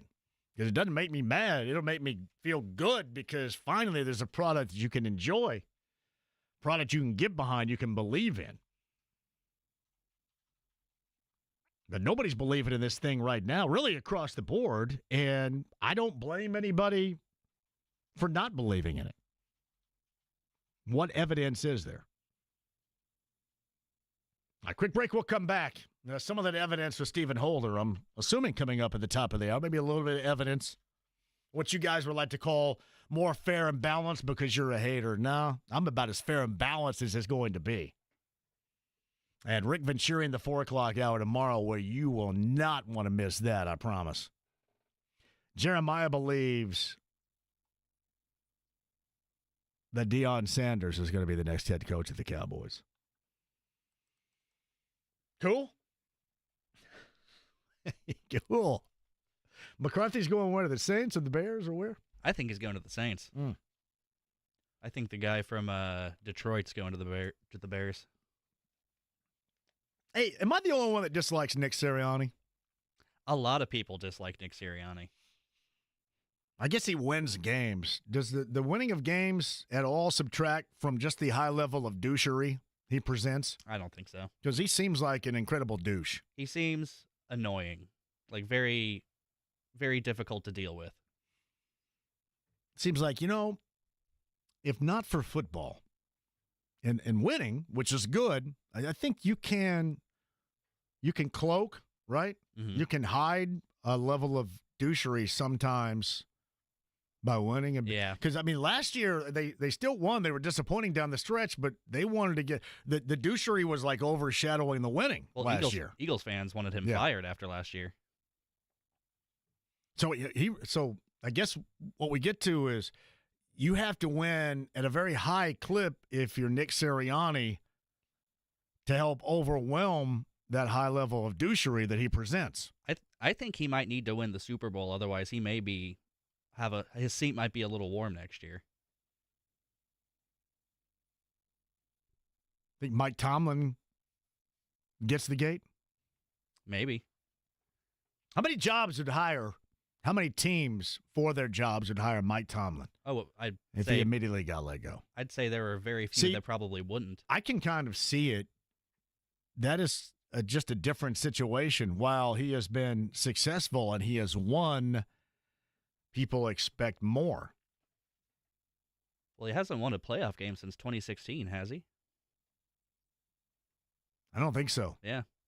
Tom Brady won, 3 Super Bowls since the last time the Steelers won a playoff game? The Steelers Are the Steelers going to make, I think Michael had said, the third head coaching change since the moon launch? That's insane. That is insane. Chuck Noll, Bill Cowher, and Mike Tom. That is nuts.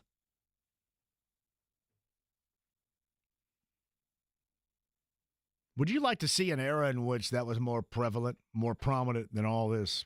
Change it over every 5 minutes. I'd like to find a happy medium. Yeah. That is pretty extreme. Yeah. Quick break. We'll come back. Stephen Holder at the top of the hour. Rick Venturi right here in this here hour coming up tomorrow. You will not want to miss it. Yeah, I know a lot of you are saying, hey, are you not going to go in depth on IU basketball? What the hell do you want me to say? When the going gets tough for these guys, they get going. That's it. When the going gets tough, they get going. And I mean in all facets, in all areas. Offense, defense. Now, when it's good, just like anybody else, you and I are the same damn way. When things are going good, we're feeling good. A quick one, we'll come back. Stephen Holder, top of the hour. Don't go anywhere. The Lounge, YouTube Live, 93.5, 107.5 The Fan.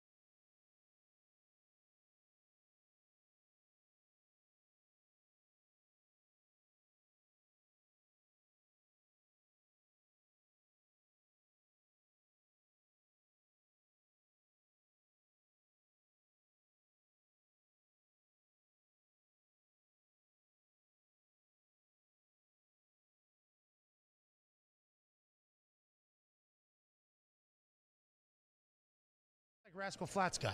Got a cool soul patch. He does, and a buttery smooth voice. Oh, yeah. 93.5 and 107.5, The Fan. Thank you, Pat McAfee and the fellas. This according to Angela Gannott of Fox 59. A Texas man sent sexually violent messages from his ex account to Fever star Caitlin Clark, then drove to Indianapolis. Quote, been driving around your house 3 times a day, end quote, he messaged her. But don't call the law just yet, he continued.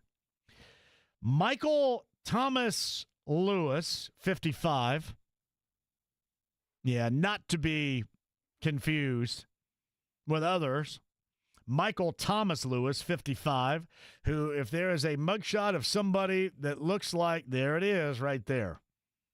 Denton, Texas, charged with 1 count of stalking, threatening, sexual battery, or death. It's a level 5 felony. He was arrested on Sunday. Lewis's messages were sexually violent in nature. He also spoke about coming to Indianapolis and even away games to see the WNBA star. Quote, I'm getting tickets, he said in one message. I'm sitting behind the bench. According to court documents, the FBI traced Lewis's most recent messages to discover he was in Indianapolis. Police said his presence in Indy was especially concerning due to the nature of his messages and Lewis being a Texas resident. Man, oh man. When police confronted Lewis January the 8th, he downplayed his messages and told officers he was in Indianapolis on vacation. You see this guy? This is the guy that... I haven't seen the mugshot yet, no. Oh, yeah. He was on vacation. Who vacations in Indianapolis in the middle of January? When asked why he posted about Clark so much on X, Lewis again downplayed it and said, just the same reason everybody else makes posts. Good Lord, what an idiot. I was vacationing in Indianapolis. Despite traveling to Indianapolis, Lewis claimed his messages to Clark were just an imagination, a fantasy type thing, a joke. Yeah, that's really funny, jackass. He claimed they weren't threatening despite their graphic, violent, sexual nature. If found guilty, Lewis could face up to 6 years in prison on a level 5 felony. The prosecution is pushing for a greater than normal bond. You weren't lying. That's a picture right there. There it is. He's on vacation right there.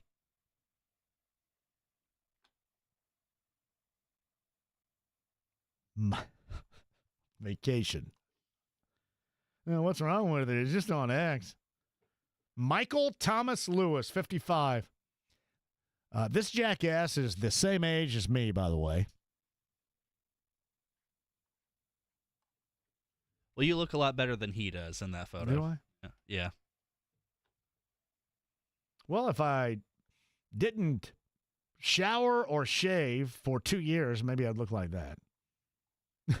Good Lord. Oh, yeah, man. Throw that guy in the clink. Vacationing in Indy, Michael Thomas Lewis of Denton, Texas. And it's good they got a hold of this idiot. Yeah, I know where a lot of you guys are going with that. All right, quick break. We'll come back. Stephen Holder on the other side. If you missed it, Eddie Gill a little bit earlier, Evan Cidery a little bit earlier. The Pacers 6 consecutive since the start of 2025. Home and home tomorrow. The second of 2 with the Cavaliers at Gainbridge Fieldhouse. That should be fun. Talk to both about that. We'll talk to Stephen Holder about Friday.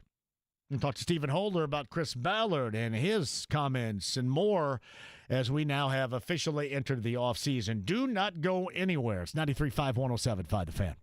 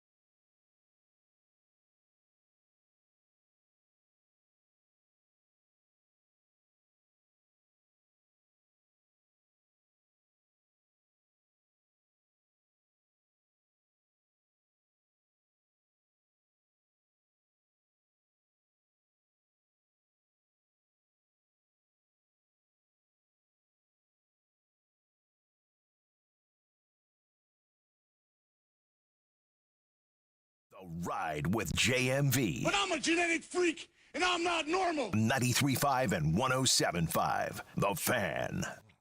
Hey, welcome back. 5 o'clock hour. James over there. I'm John.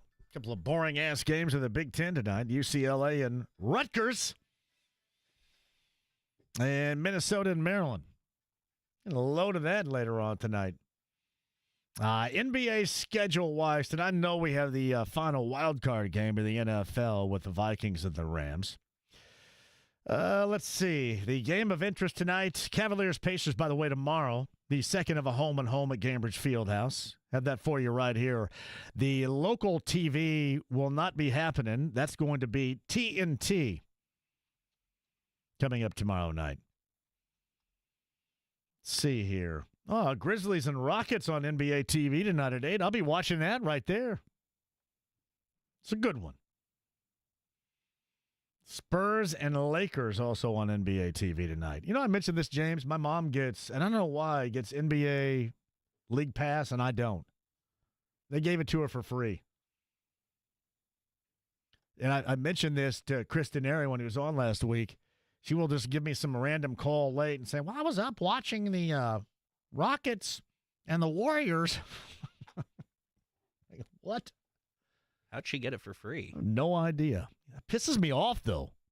I have been with, is it DirecTV still? What is it, DirecTV?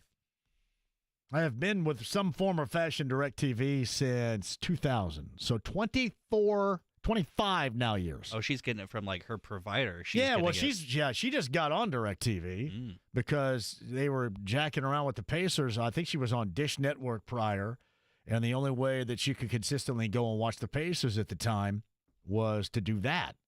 And I wanted to make it easy because I didn't want her calling going, well, I was trying to do this and dial this up and blah, blah, blah, and I didn't want to hear that. So I said, hey, get DirecTV, and you can watch them whenever you want. So she did that, and then they called her up and said, hey, you get League Pass for free. And I go, what?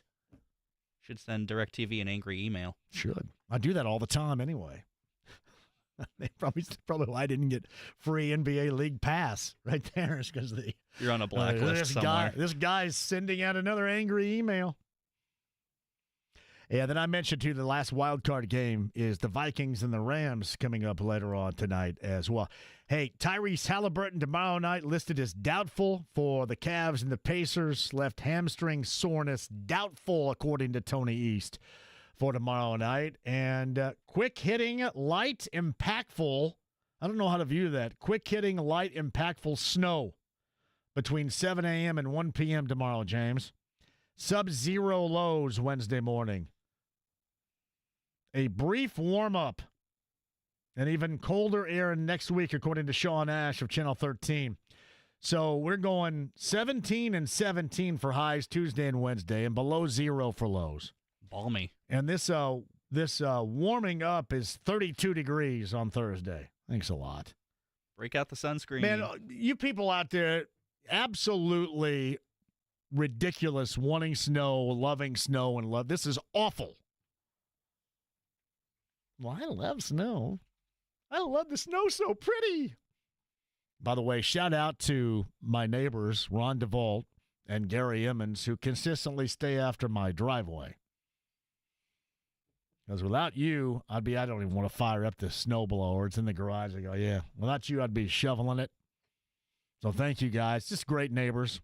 Ron DeVault, Gary Emmons. You know about Jeff Watson. Dennis Dietrich. I got great neighbors. The Sedinas. You got me to name everybody? He's going to name the whole neighborhood? The whole name. Rick, who watches the house when I'm gone. Thank you, guys. Love you guys. Andy Moore, Automotive Group Hotline. Let me get in here from ESPN, ESPN.com, Stephen Holder. Man, Stephen, the weekend was really boring with NFL wildcard. Normally, you get a lot of excitement and fun. It was far from it this weekend. Yeah, you see what we missed with the Colts not making the playoffs? Yeah. It was awful. Then you think, wait a minute, they can't get in the postseason with these jackwad teams? What the hell? Also, random thought, but you got a lot going on there with your neighbors. I mean, what do you do? I mean, do you do anything?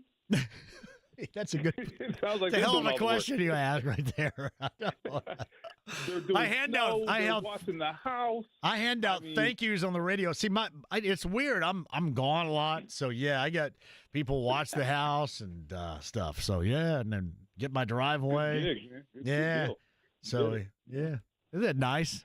Great neighbors are awesome, by the way. That is true. Yeah. I have a few of those. But yes, the weekend was kind of a dud, I guess. Yeah. Last night's game was the best game, obviously, and it's the game, talking about Commanders and Bucks, that's the game I was probably least looking forward to, because I figured I don't know that I care about either one of these teams, right? And that's the game that actually produced the most competitive contest. So maybe they were the most evenly matched. That could be. So, yeah, but I think that's not surprising maybe for the first round. I mean, we had this same conversation after the first round of the college football playoffs, frankly.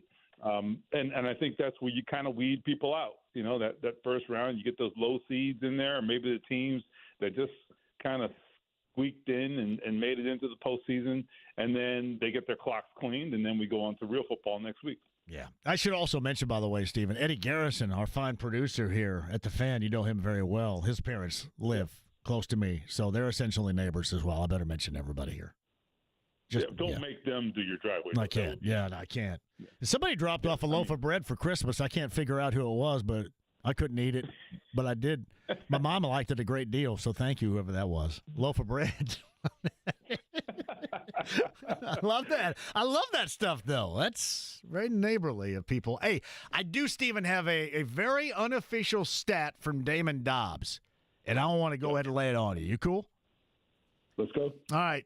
From 99 through 2024, over 56,000 PATs or field goals were attempted. 582 hit the post. That's 1 out of every 94. 35 were good. So 1 out of every 19 that hit the post, it was good, like what we witnessed last night for the Commanders. Were you aware of such a stat? That's hard to find, by the way, and our guy Damon Dobbs came up with that. That seems like a very lofty number. Yeah, the fact that there is such a stat is amazing, and it tells you all you need to know about where we are in the data world today. I love it. That's great. Yeah, if you want it, there's a number. Well, man. I wondered how many times. It seems like more often than not, when it hits the post, it goes through. Well, more often than not, it goes through. You're saying? Yeah, it seems like it to me. Does it not to you? I would say no. I would say no. I think if you hit the upright, I think the odds are probably against you. I mean, that's what the data's saying, right? 1 out of 19 times it goes in. I guess, and that's just my thought. It just seems like that it banks in. I guess we remember those more than we miss the ones that Doink and miss. I guess, right? Yes, I think that's what it is, because there's some. I presume, right? That's how our brains work. We remember the big ones and the prominent ones, and those are the ones that actually converted. So I think that's probably what it is. The goal is just don't hit the dang thing from 35 yards or whatever that was. That was way too interesting. Exactly. Here's the other thing that's funny is doink. The term doink to me is kind of like you're a jackass. Hey, you're a doink. You're a jackass. So I never really equated doink to hitting something until now. It's not that far off from Homer Simpson. Doink. It's a little. It reminds me of that a little bit. Pretty close. It is. I've been trying to keep us away from the Ballard conversation because I think we're all pretty worn out on that in the Colts. But we'll get into it right now. You and Mike Chappell and others thought that the whole operation would stay relatively the same, which indeed, other than defensively, it looks like it is gonna. There's going to be no proof until you see a season to where it actually does work and work consistently. But what would we expect from a not-so-subtle change in approach this offseason from Ballard? For example, what he talked about on Friday. So I'll start with a couple small signs that I think you can look for as a fan. And here's one that we can tell pretty soon, I think. They're looking for a defensive coordinator. Now, Chris Ballard made it clear that Shane Steichen is going to make that hire. Okay, but I think it's interesting that Chris Ballard, let me just be clear. Chris Ballard has had significant impact on the defensive coordinator hires since he's been here. In fact, he was a driving force behind keeping Gus Bradley and his staff when Shane Steichen was hired, and Shane didn't go out and get a defensive coordinator. It was Chris Ballard who was saying, we like this style of defense. We think these guys did a good job. We want them back. So Chris Ballard has played a very prominent role in every decision on defensive coordinator, and he likes a very certain style of defense. So I say all of that to say they are, so far, the candidates they're looking at, these are very different types of defenses. These are more aggressive defensive coaches. Dennis Allen, he'll blitz you all day. Steve Wilkes, pretty aggressive. You're going to see some man coverage from these guys. Lou Anarumo, who was recently let go by the Bengals. You know, he's had probably a tough year and a half or so, but I've seen that guy be an elite defensive coordinator in recent years, and was getting a lot of love for head coaching jobs after the Bengals went to the Super Bowl. So this is a different style of defensive coach they are talking to. So I'm not saying this means the Colts are going to do a 180 on everything they've ever done. That is not what I'm saying.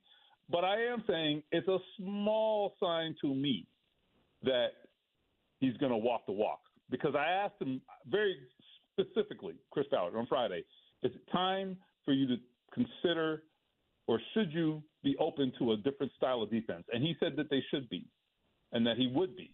So I'm at least heartened to see the little bit of walking the walk there. This is probably the apprehensive viewpoint that I have regarding this organization. Really, it's at an all-time low right now, even lower than it was when they first moved here and went through all those really low years early. And then, basically from 88 up until 95 in that AFC title game, because back then it was fun and it was just good to have a team. And, now you have expectations and they're just kind of a muddling program and operation right now. But I kind of see this.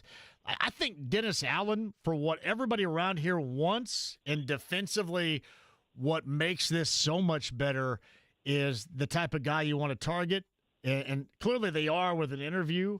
I just think it's going to end up being one of these things where, well, he decided to go other places because he had options, very similar to Danielle Hunter, for example. Well, we liked him, but is going to be, at the end of this all, Chris Ballard saying why they chose this guy over that because, somebody went someplace else. I just kind of, for whatever reason, in my schlep rock attitude, feel that is going to be the end of the story here, much like we have seen in recent memory. I mean, totally possible. It's totally possible. I mean, Dennis Allen, you would think, is going to have interest elsewhere for sure. But I would say I think that they are looking at some other notable names, right? Steve Wilkes is very interesting to me. Yeah. He's had a lot of success. We've seen him. Now, he's probably the one that has a little similarity to Gus Bradley, but I think we've seen the results from him, right? And he has, from all appearances, adapted his scheme. They ran it in San Francisco. Lou Anarumo is totally different style of defense, right? And that's a guy I think is proven. He struggled last year, but I think the personnel was a problem, or this season, I should say. So anyway, I don't know what's going to happen with any of these guys. I have no idea, but I like where their head is at. But I think beyond this, if you ask about, the potential changes that people hope to see, that's just going to take time, right? We're not going to know right now. This is maybe the only domino that's going to fall in the near term. I think really before March, I don't know that we'll know much, because that's when the player movement begins. So we'll talk to Chris Ballard at the Combine. Maybe we learn a little more there. Maybe some dominoes have fallen, but the real dominoes will start falling in March, I think. So Stephen Holder of ESPN's on the Andy Moore Automotive Group hotline. Legitimate competition for Anthony Richardson. A lot of people have come up with Justin Fields, that name. I think Jameis Winston has been mentioned. We saw him for a moment last night. Marcus Mariota, names like that. Now, Flacco was legitimate too, but he's going to be 40 years of age, and he clearly isn't going to be back. Have you hard-targeted somebody you believe they're going to bring in for legitimate competition in year 3 for Richardson? Well, the pickings are slim is the problem. So I think I named about all three right there. Yeah. So. Yeah, that's the problem, and so I don't know that it's going to be what they want. Justin Fields, it does make the most sense for obvious reasons because we know that he maybe is the most proven guy of the guys who might be available at a decent price. You know, if Sam Darnold, for example, makes it to the market, I don't know that that's a guy you're talking about in this conversation because you're going to have to spend a boatload of money to get that guy. That's not competition. That's your starter. You know what I mean? So for the guys that fit that bill that Chris Ballard's talking about, certainly for me, Justin Fields is the one that's the no-brainer if you can get him at a price that Chris Ballard wants, which is a whole other story. But I'd say this: when he was coming out of Ohio State, Chris Ballard was very intrigued by Justin Fields. We know this. Yeah. He told me. Yeah. He was definitely a guy that Chris Ballard was paying a lot of attention to. I think he went, number 10 overall that year? The Colts were drafting, I can't recall what number, but it would have been multiple spots, like 6, 7, 8 spots to go up and get him. He declined to do that, so here we are. But certainly the viewpoint of Justin Fields has probably changed in the last 4 or 5 years, but I still think there's still a lot there to like, and he might be intrigued by that. And there's also similarity in style, which is not groundbreaking statement, but I think that matters to a degree. It's Stephen Holder's on the Andy Moore Automotive Group hotline. Everybody will say you are always on the lookout, but would you consider this yet another offseason where the Colts are hardcore on the lookout for a legitimate edge rusher, consistent, legitimate edge rusher? Yeah, I mean, I'm actually wondering. I'm wondering how this goes because they're going to have a couple decisions to make. You know, do they resign Dayo Adengbo? I think that he will probably get some lucrative offers just because when you're young and you're an edge rusher and you've had a good season or two, that's all it takes. You know, we might not think much of him right here and now because he didn't have a big statistical season, so you might not think much of him now. So, but that's not how he'll be judged. So anyway, if he walks, I do think you have to talk about that position in free agency. The other thing I'd say is, in conjunction with that, is they've had success there at that position in free agency. Okay, so that's an important point. Justin Houston was a great signing. It wasn't maybe cheap, but in the grand scheme, it wasn't super expensive. What was that? 5 years ago, he got about, I think, $12.5 million a year. It's not no money. It's not little money, but it's not, elite pass rusher money either. So that's a great example. Danico Autry, they got for nothing. Okay, they got him so cheap, and that ended up being maybe one of Chris Ballard's best moves ever, given the value that he got there. You can do that. You can find those additions that make a big difference. And we didn't think much of Danico Autry at the time of that signing. That guy ended up making a ton of damn plays for this team. So I just think, we always think about the big-name pass rushers, the big names generally, but there's different ways to go about free agency. The Colts just don't use it at all, or didn't this year use it at all. It's not about the big names. It's about using it in a targeted way as opposed to not using it at all. Hey, Steve, and then one last thing. Just I'll add. I would say in conjunction with all that, the defensive hire that they make is very important because that might dictate some personnel changes based on the style they're going to play. So keep that in mind. Yeah, Stephen Holder of ESPN, ESPN.com is on the Andy Moore Automotive Group hotline. How do you expect Anthony Richardson to handle the offseason? Where's the tutelage? What does he get working on his own? What does he get with the time that is allotted by the NFL and that of the Players Union to have with the team? How will you see him work this offseason? In what fashion, with whom? Anything new that you heard? And I know that obviously coming off the shoulder situation, he didn't have that time a year ago. How is he going to handle this offseason in preparation for clearly the make or break year 3? Well, it's going to be a much more detailed plan for him. Last year, the plan up until maybe March, the plan was just rehab, right? So that's a much different approach. You're not fine-tuning anything. You're actually trying to get back to a base level. And I think in retrospect, I look back at this past season. It's not the only thing, but I do think we probably underappreciate the impact his injury had on the regression. It had to play a role. I mean, I thought you saw a more crisp passer when he was a rookie last year in 2023. Now, he wasn't a good passer, but I thought he was better than this year. And I think that really stems from him, I think, losing some of that time on task and all the reps that you lose when you're hurt. He didn't start really throwing, really consistently till March, late March, early April. When I went down, I guess the first week of April around spring break to check on his progress, he was throwing it pretty good, but he was still on a pitch count. There were still limitations, right? So now I know he had the back issue and everybody was kind of concerned about that, and you should be, but I don't think that's going to be an impediment to him here. They don't anticipate that. Chris Ballard was very clear. Look, yes, he had the back, but it's not going to interrupt his off season. He's going to be fine on that. And I'm not saying it'll never creep up again, but for right now, it should be fine. So he's got to attack this offseason. A couple of things he's got to do. He's got to really fix his technique, and he's got to fix his footwork in particular. Well, those are two of the same things. But his footwork, timing, his footwork, his technique, get back to the basics. That's what he's got to concentrate on this year. Get that muscle memory going.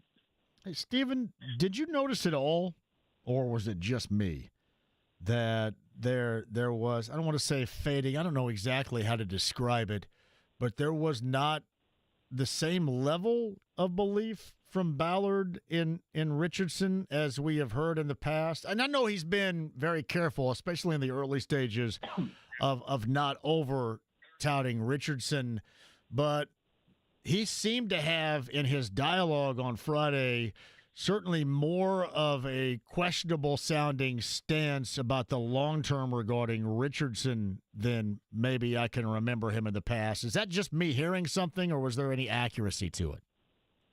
I mean, I think that's fair. I mean, I just think it's probably smart, to be completely honest. It is a recognition of the situation. And I thought everything he said about Anthony, I thought was a recognition that we still don't know if he's the guy. And that's a tough pill to swallow, when you're Chris Ballard 2 years in. So I think he is, though, swallowing that pill. Okay. And what comes with that is you have to talk about him in a realistic manner. So he's doing that. And I think that's good, right? I mean, if they were just kind of, as the old people used to say, like whistling past the graveyard, everything's fine. There's nothing going on here. I mean, that would be concerning, right? If you were to say, no, he's fine. There's no issue there. He's our guy. We have no question.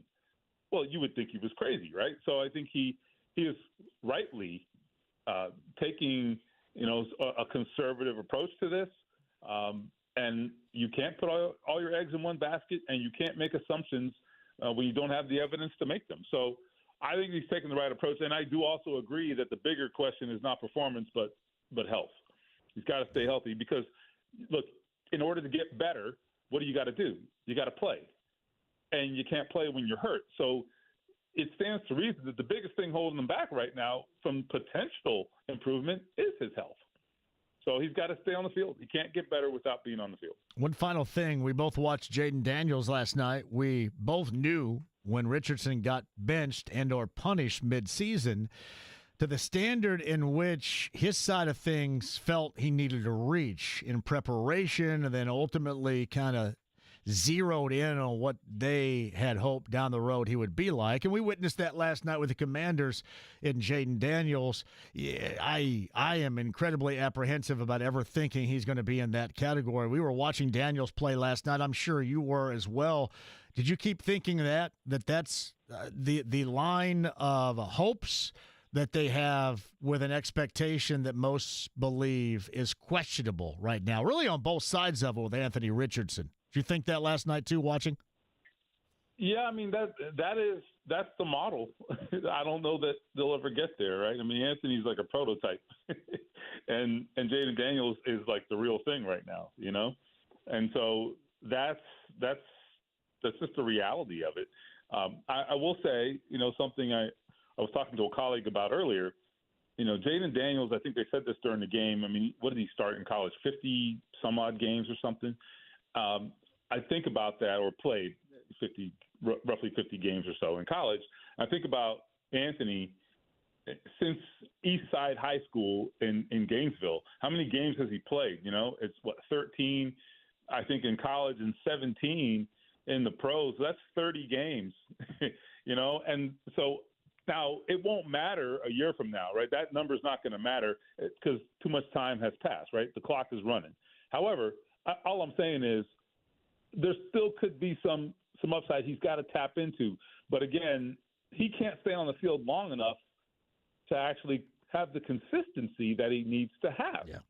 So we can't judge him is the problem. We can only judge what we've seen, and it's not good enough. Well, I mean, and time's going to judge. Time's going to make that judgment for him. Yeah, that's what I was just saying. Right, right. So, but anyhow, I guess if you want perspective, all I'm saying is, like, you know, that's why they're almost impossible to compare, because they're just not the same. But it is what it is.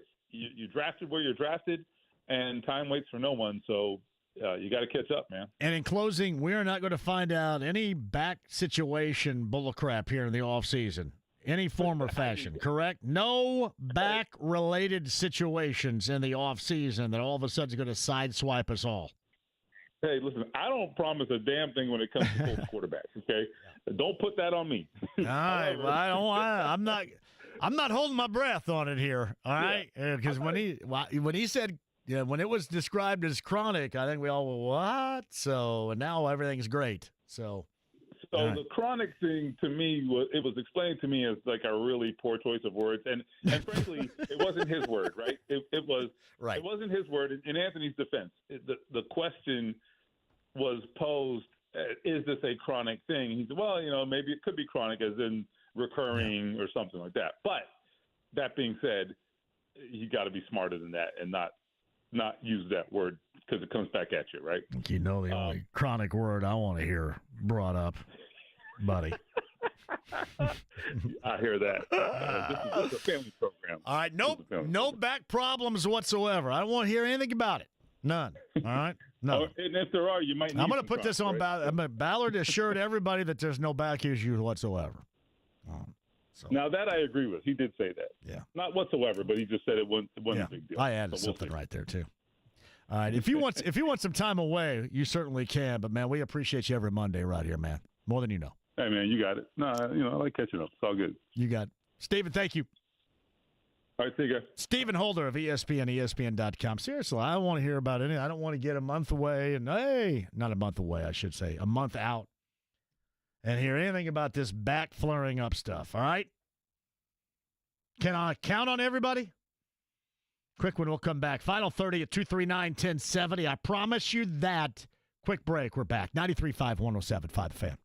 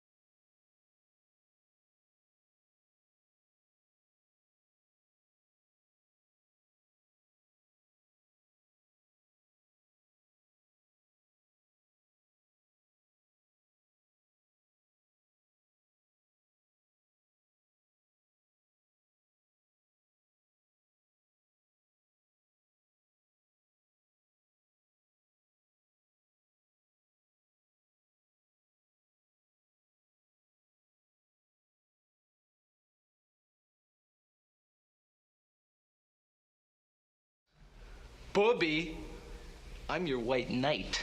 93.5 and 107.5. The Fan. How about it? You and me rest of the way. 239-1070 if you so desire. If not, and a kick back, relax. JMV, I think I remember you talking about on HBO watching the 2 seasons of White Lotus. Yeah, I did. It was on again yesterday, too. Yes, White Lotus.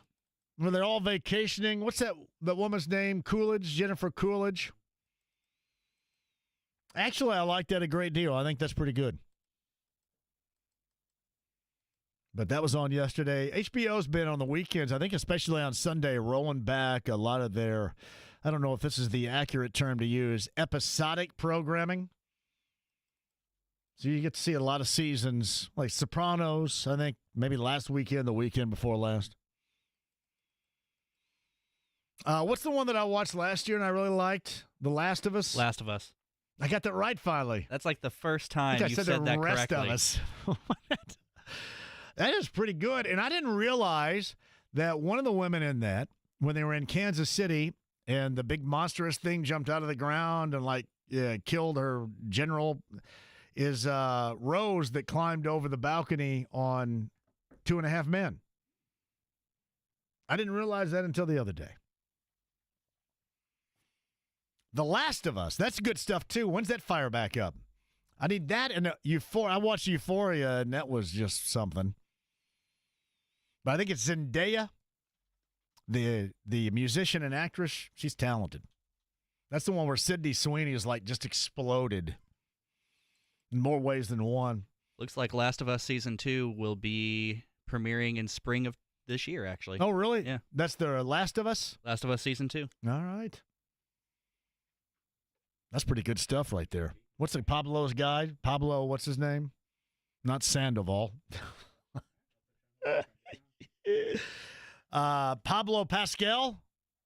Is that his name? Pedro Pascal. Pedro Pascal. It is not Pablo Sandoval. He played third base for the Giants. Ben in Greenwood says, you'll watch White Lotus, but not The Godfather. What? I've seen bits and pieces of The Godfather, just not all at once. You've never seen the entire Godfather. Not all at once. I mean, I've seen it all, but I haven't seen it all at one time. That is so bizarre. I haven't seen Godfather 2 all at one time. I've not seen Back to the Future all at one time. I knew that one. Yeah. I've not seen Gremlins all at one time. That's one I would have thought would have been right up your because alley. Phoebe Cates is in it, too. I love Gremlins. But I think she keeps her top on, so clearly I'm not watching that. No, I'm just joking. JMV, if you have Paramount Plus, check out Landman with Billy Bob Thornton. I feel it's right up your alley. Thank you, Corbin. No. Well, I did watch White Lotus. I'm going to tell you what. I've always wanted to go to Italy, especially, I think they're in Sicily. I always wanted to go like Sardinia or something like that. That looks like the place to be. I can see why people dig on that. It's much better than that Texas dumbass coming up here to vacation in Indy. Let's go to Sardinia or Sicily. I'm vacationing in Indy. I'm an idiot. If you missed that story a little bit earlier today. Andrew seconds the love, Corbin, of Landman. Awesome show. I can't believe I give myself credit for watching Euphoria and The Last of Us. I haven't seen Euphoria. And really, White Lotus, too. I just kind of got hooked on it. The one thing, the White Lotus bugs me because there's a lot of subtitles, and I'm telling you, I really don't want to read. I'm not interested in reading books, old school magazines, or subtitles. Labels, nothing. Hey, shout out to Greg Rakestraw and Kevin Bowen. And for some reason, they're arriving to South Bend to watch Notre Dame and Boston College play basketball on a Monday night. Well done. And a shout out to Sean Ash for maybe one of the worst forecasts in the next 7 days. I'm not talking about in terms of a lot of snow, but a couple of different times we are going to go sub-zero, and that is a load of BS, Ash. If you're a weatherman in this market, you know how much I love you. Weather person, I should say, in this market. You know how much I love you, but your forecasts are crap. Justin's at 239-1070. Justin, welcome to the show, sir. How are you? I'm doing very well. And yourself? Getting some things off my chest right here. Go ahead, brother. Yeah, sounds like it. Well, I got a couple things I wanted to bring up. Euphoria is completely off the chain. It is. It's a must-watch. Yeah. I think you would enjoy Landman. It's really good if you're a Billy Bob Thornton fan. I do. I like it. Does he do a sling blade thing, like French fried taters, nothing like that, or is it completely different? He don't do no French fried taters, but he's got something else going on. I got you. All right, I'm in on that then. Landman. It's cussing on a Shakespearean level. I love Shakespearean cussing. It sounds like where I'm from, Greene County. We have very Shakespearean level of cussing down in Greene County too. And if I'm watching anything about Pablo on TV, it's going to be Pablo Escobar. Pablo Escobar. I'd do Pablo Cruz. That's a great yacht rock band from the 70s right there, too. There we go. My main reason for calling in was I wanted to piggyback off of your and Stephen Holder's conversation. Okay. If I was going to draft somebody this year for the Colts, I would draft Dylan Gabriel in the third or fourth round, the quarterback out of Oregon, who's played like 150 games, 160 games or something in college, who's come in.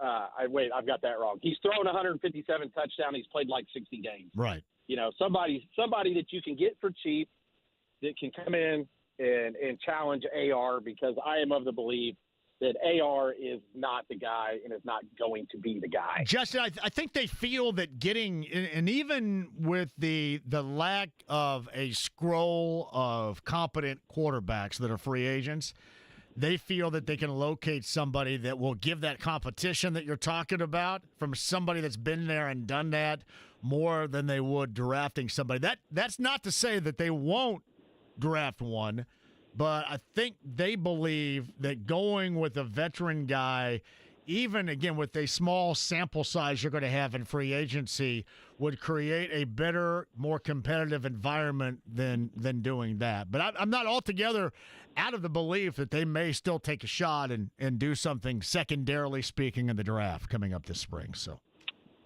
yeah, I think he's going to be like the next Drew Brees, kind of a short guy that can sling the ball and run around a little bit. So short guy, slinging the ball, running around a little bit. Although the last time we saw him, things didn't go well, did it? Well, there's something with Ohio State ruining Oregon's season, man, and it just kills me. But it is what it is. There is something to it. Justin, man, I appreciate the little TV knowledge you gave me right there too, brother. Call anytime. All right, man. Talk to you. Hey, we'll close it out with you on the other side. If you're on hold, I'll get to you. 239-1070. When's is Trackside on tonight? Is that a Monday night or tonight at 8 o'clock, I believe? I see that from Kevin Lee. Yeah, I saw the new logo for ECR, Ed Carpenter Racing. Well done, Edward. I know that Ed did that all by himself, all that new design. I think Fox is going to be great for IndyCar, by the way, too. Great promo over the weekend, if you guys caught that. Quick break. Back with you next.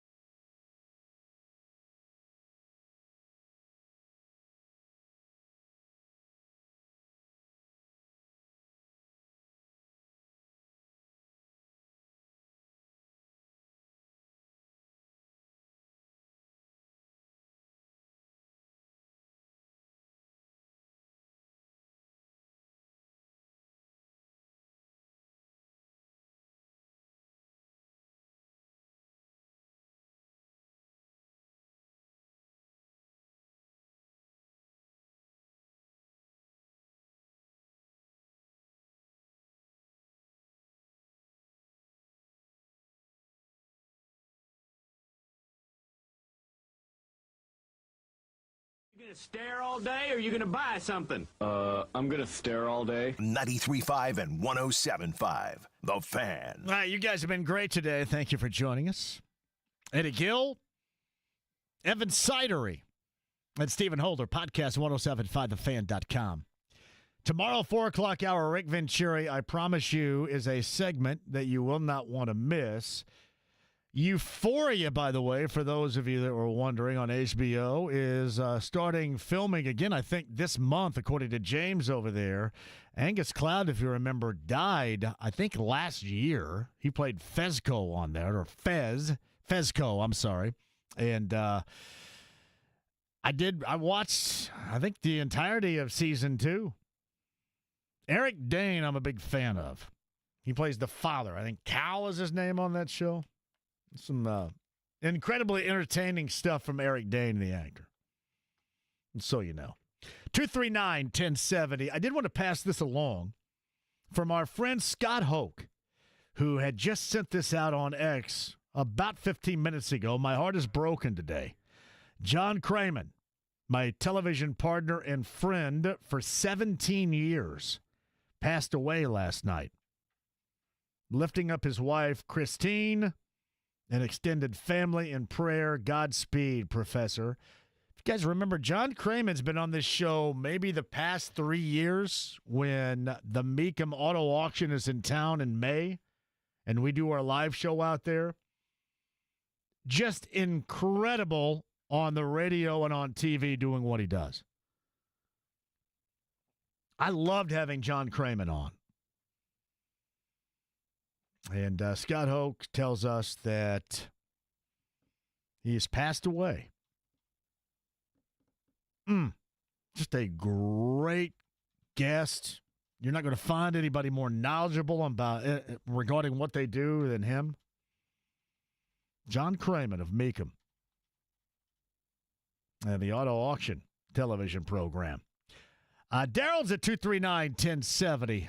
Line 2 as we digress. Hello, Daryl. How are you? Good, brother. How are you? Great to hear from you again, man. Hey, I don't know if you saw this or not, but the NFL is looking at changing the way they set up the playoffs next year because of too many teams with double-digit wins had to go on the road this year. I'm sure. Yeah, I don't know if that factor I just noticed it was really a boring weekend for what normally wild card wise is pretty exciting. Terrible football this weekend. Yeah. It was brutal. I mean, we got one game left for tonight, but if Minnesota plays like they did last week against Detroit, it's not going to be a very good game. Daryl, good to hear from you, man. Saturday night, we're going to be waiting on you. You have a good one, brother. Got it, Daryl. Matt, quickly at 239-1070. Hello, Matt. Hey, John, how are you? Great, Matt. Go ahead. Hey, I've always thought that I was your brother from Fort Wayne, as you've talked about things in the past. And as we start the new year, I just want to let you know that you totally bummed me out bringing up tracks, tennis shoes, and the Last American Virgin movie totally destroyed my 1982 to 84. Yeah, I'm sorry. And also, I appreciate that. And also, Chris Ballard never ever addressed how this season gave my wife Tourette's. And that's all I've got. Matt, thank you. I'll address those comments tomorrow. Hey, Fulton. Get Fulton. Hey, Fulton, I got to go in 5 seconds, man. I just wanted to bring you on. I apologize. We got to run here, buddy. Okay, John. I got some big news for you. Big news. Share the big news tomorrow, okay? Call in tomorrow. We'll get you on here. Sure. Thank you, Fulton. That's our buddy Fulton right there. I did not want to keep him on hold. Rick Venturi, 4 o'clock hour tomorrow. James, great job. You guys have been fantastic. Stay warm. Back with you tomorrow at 3 on The Fan.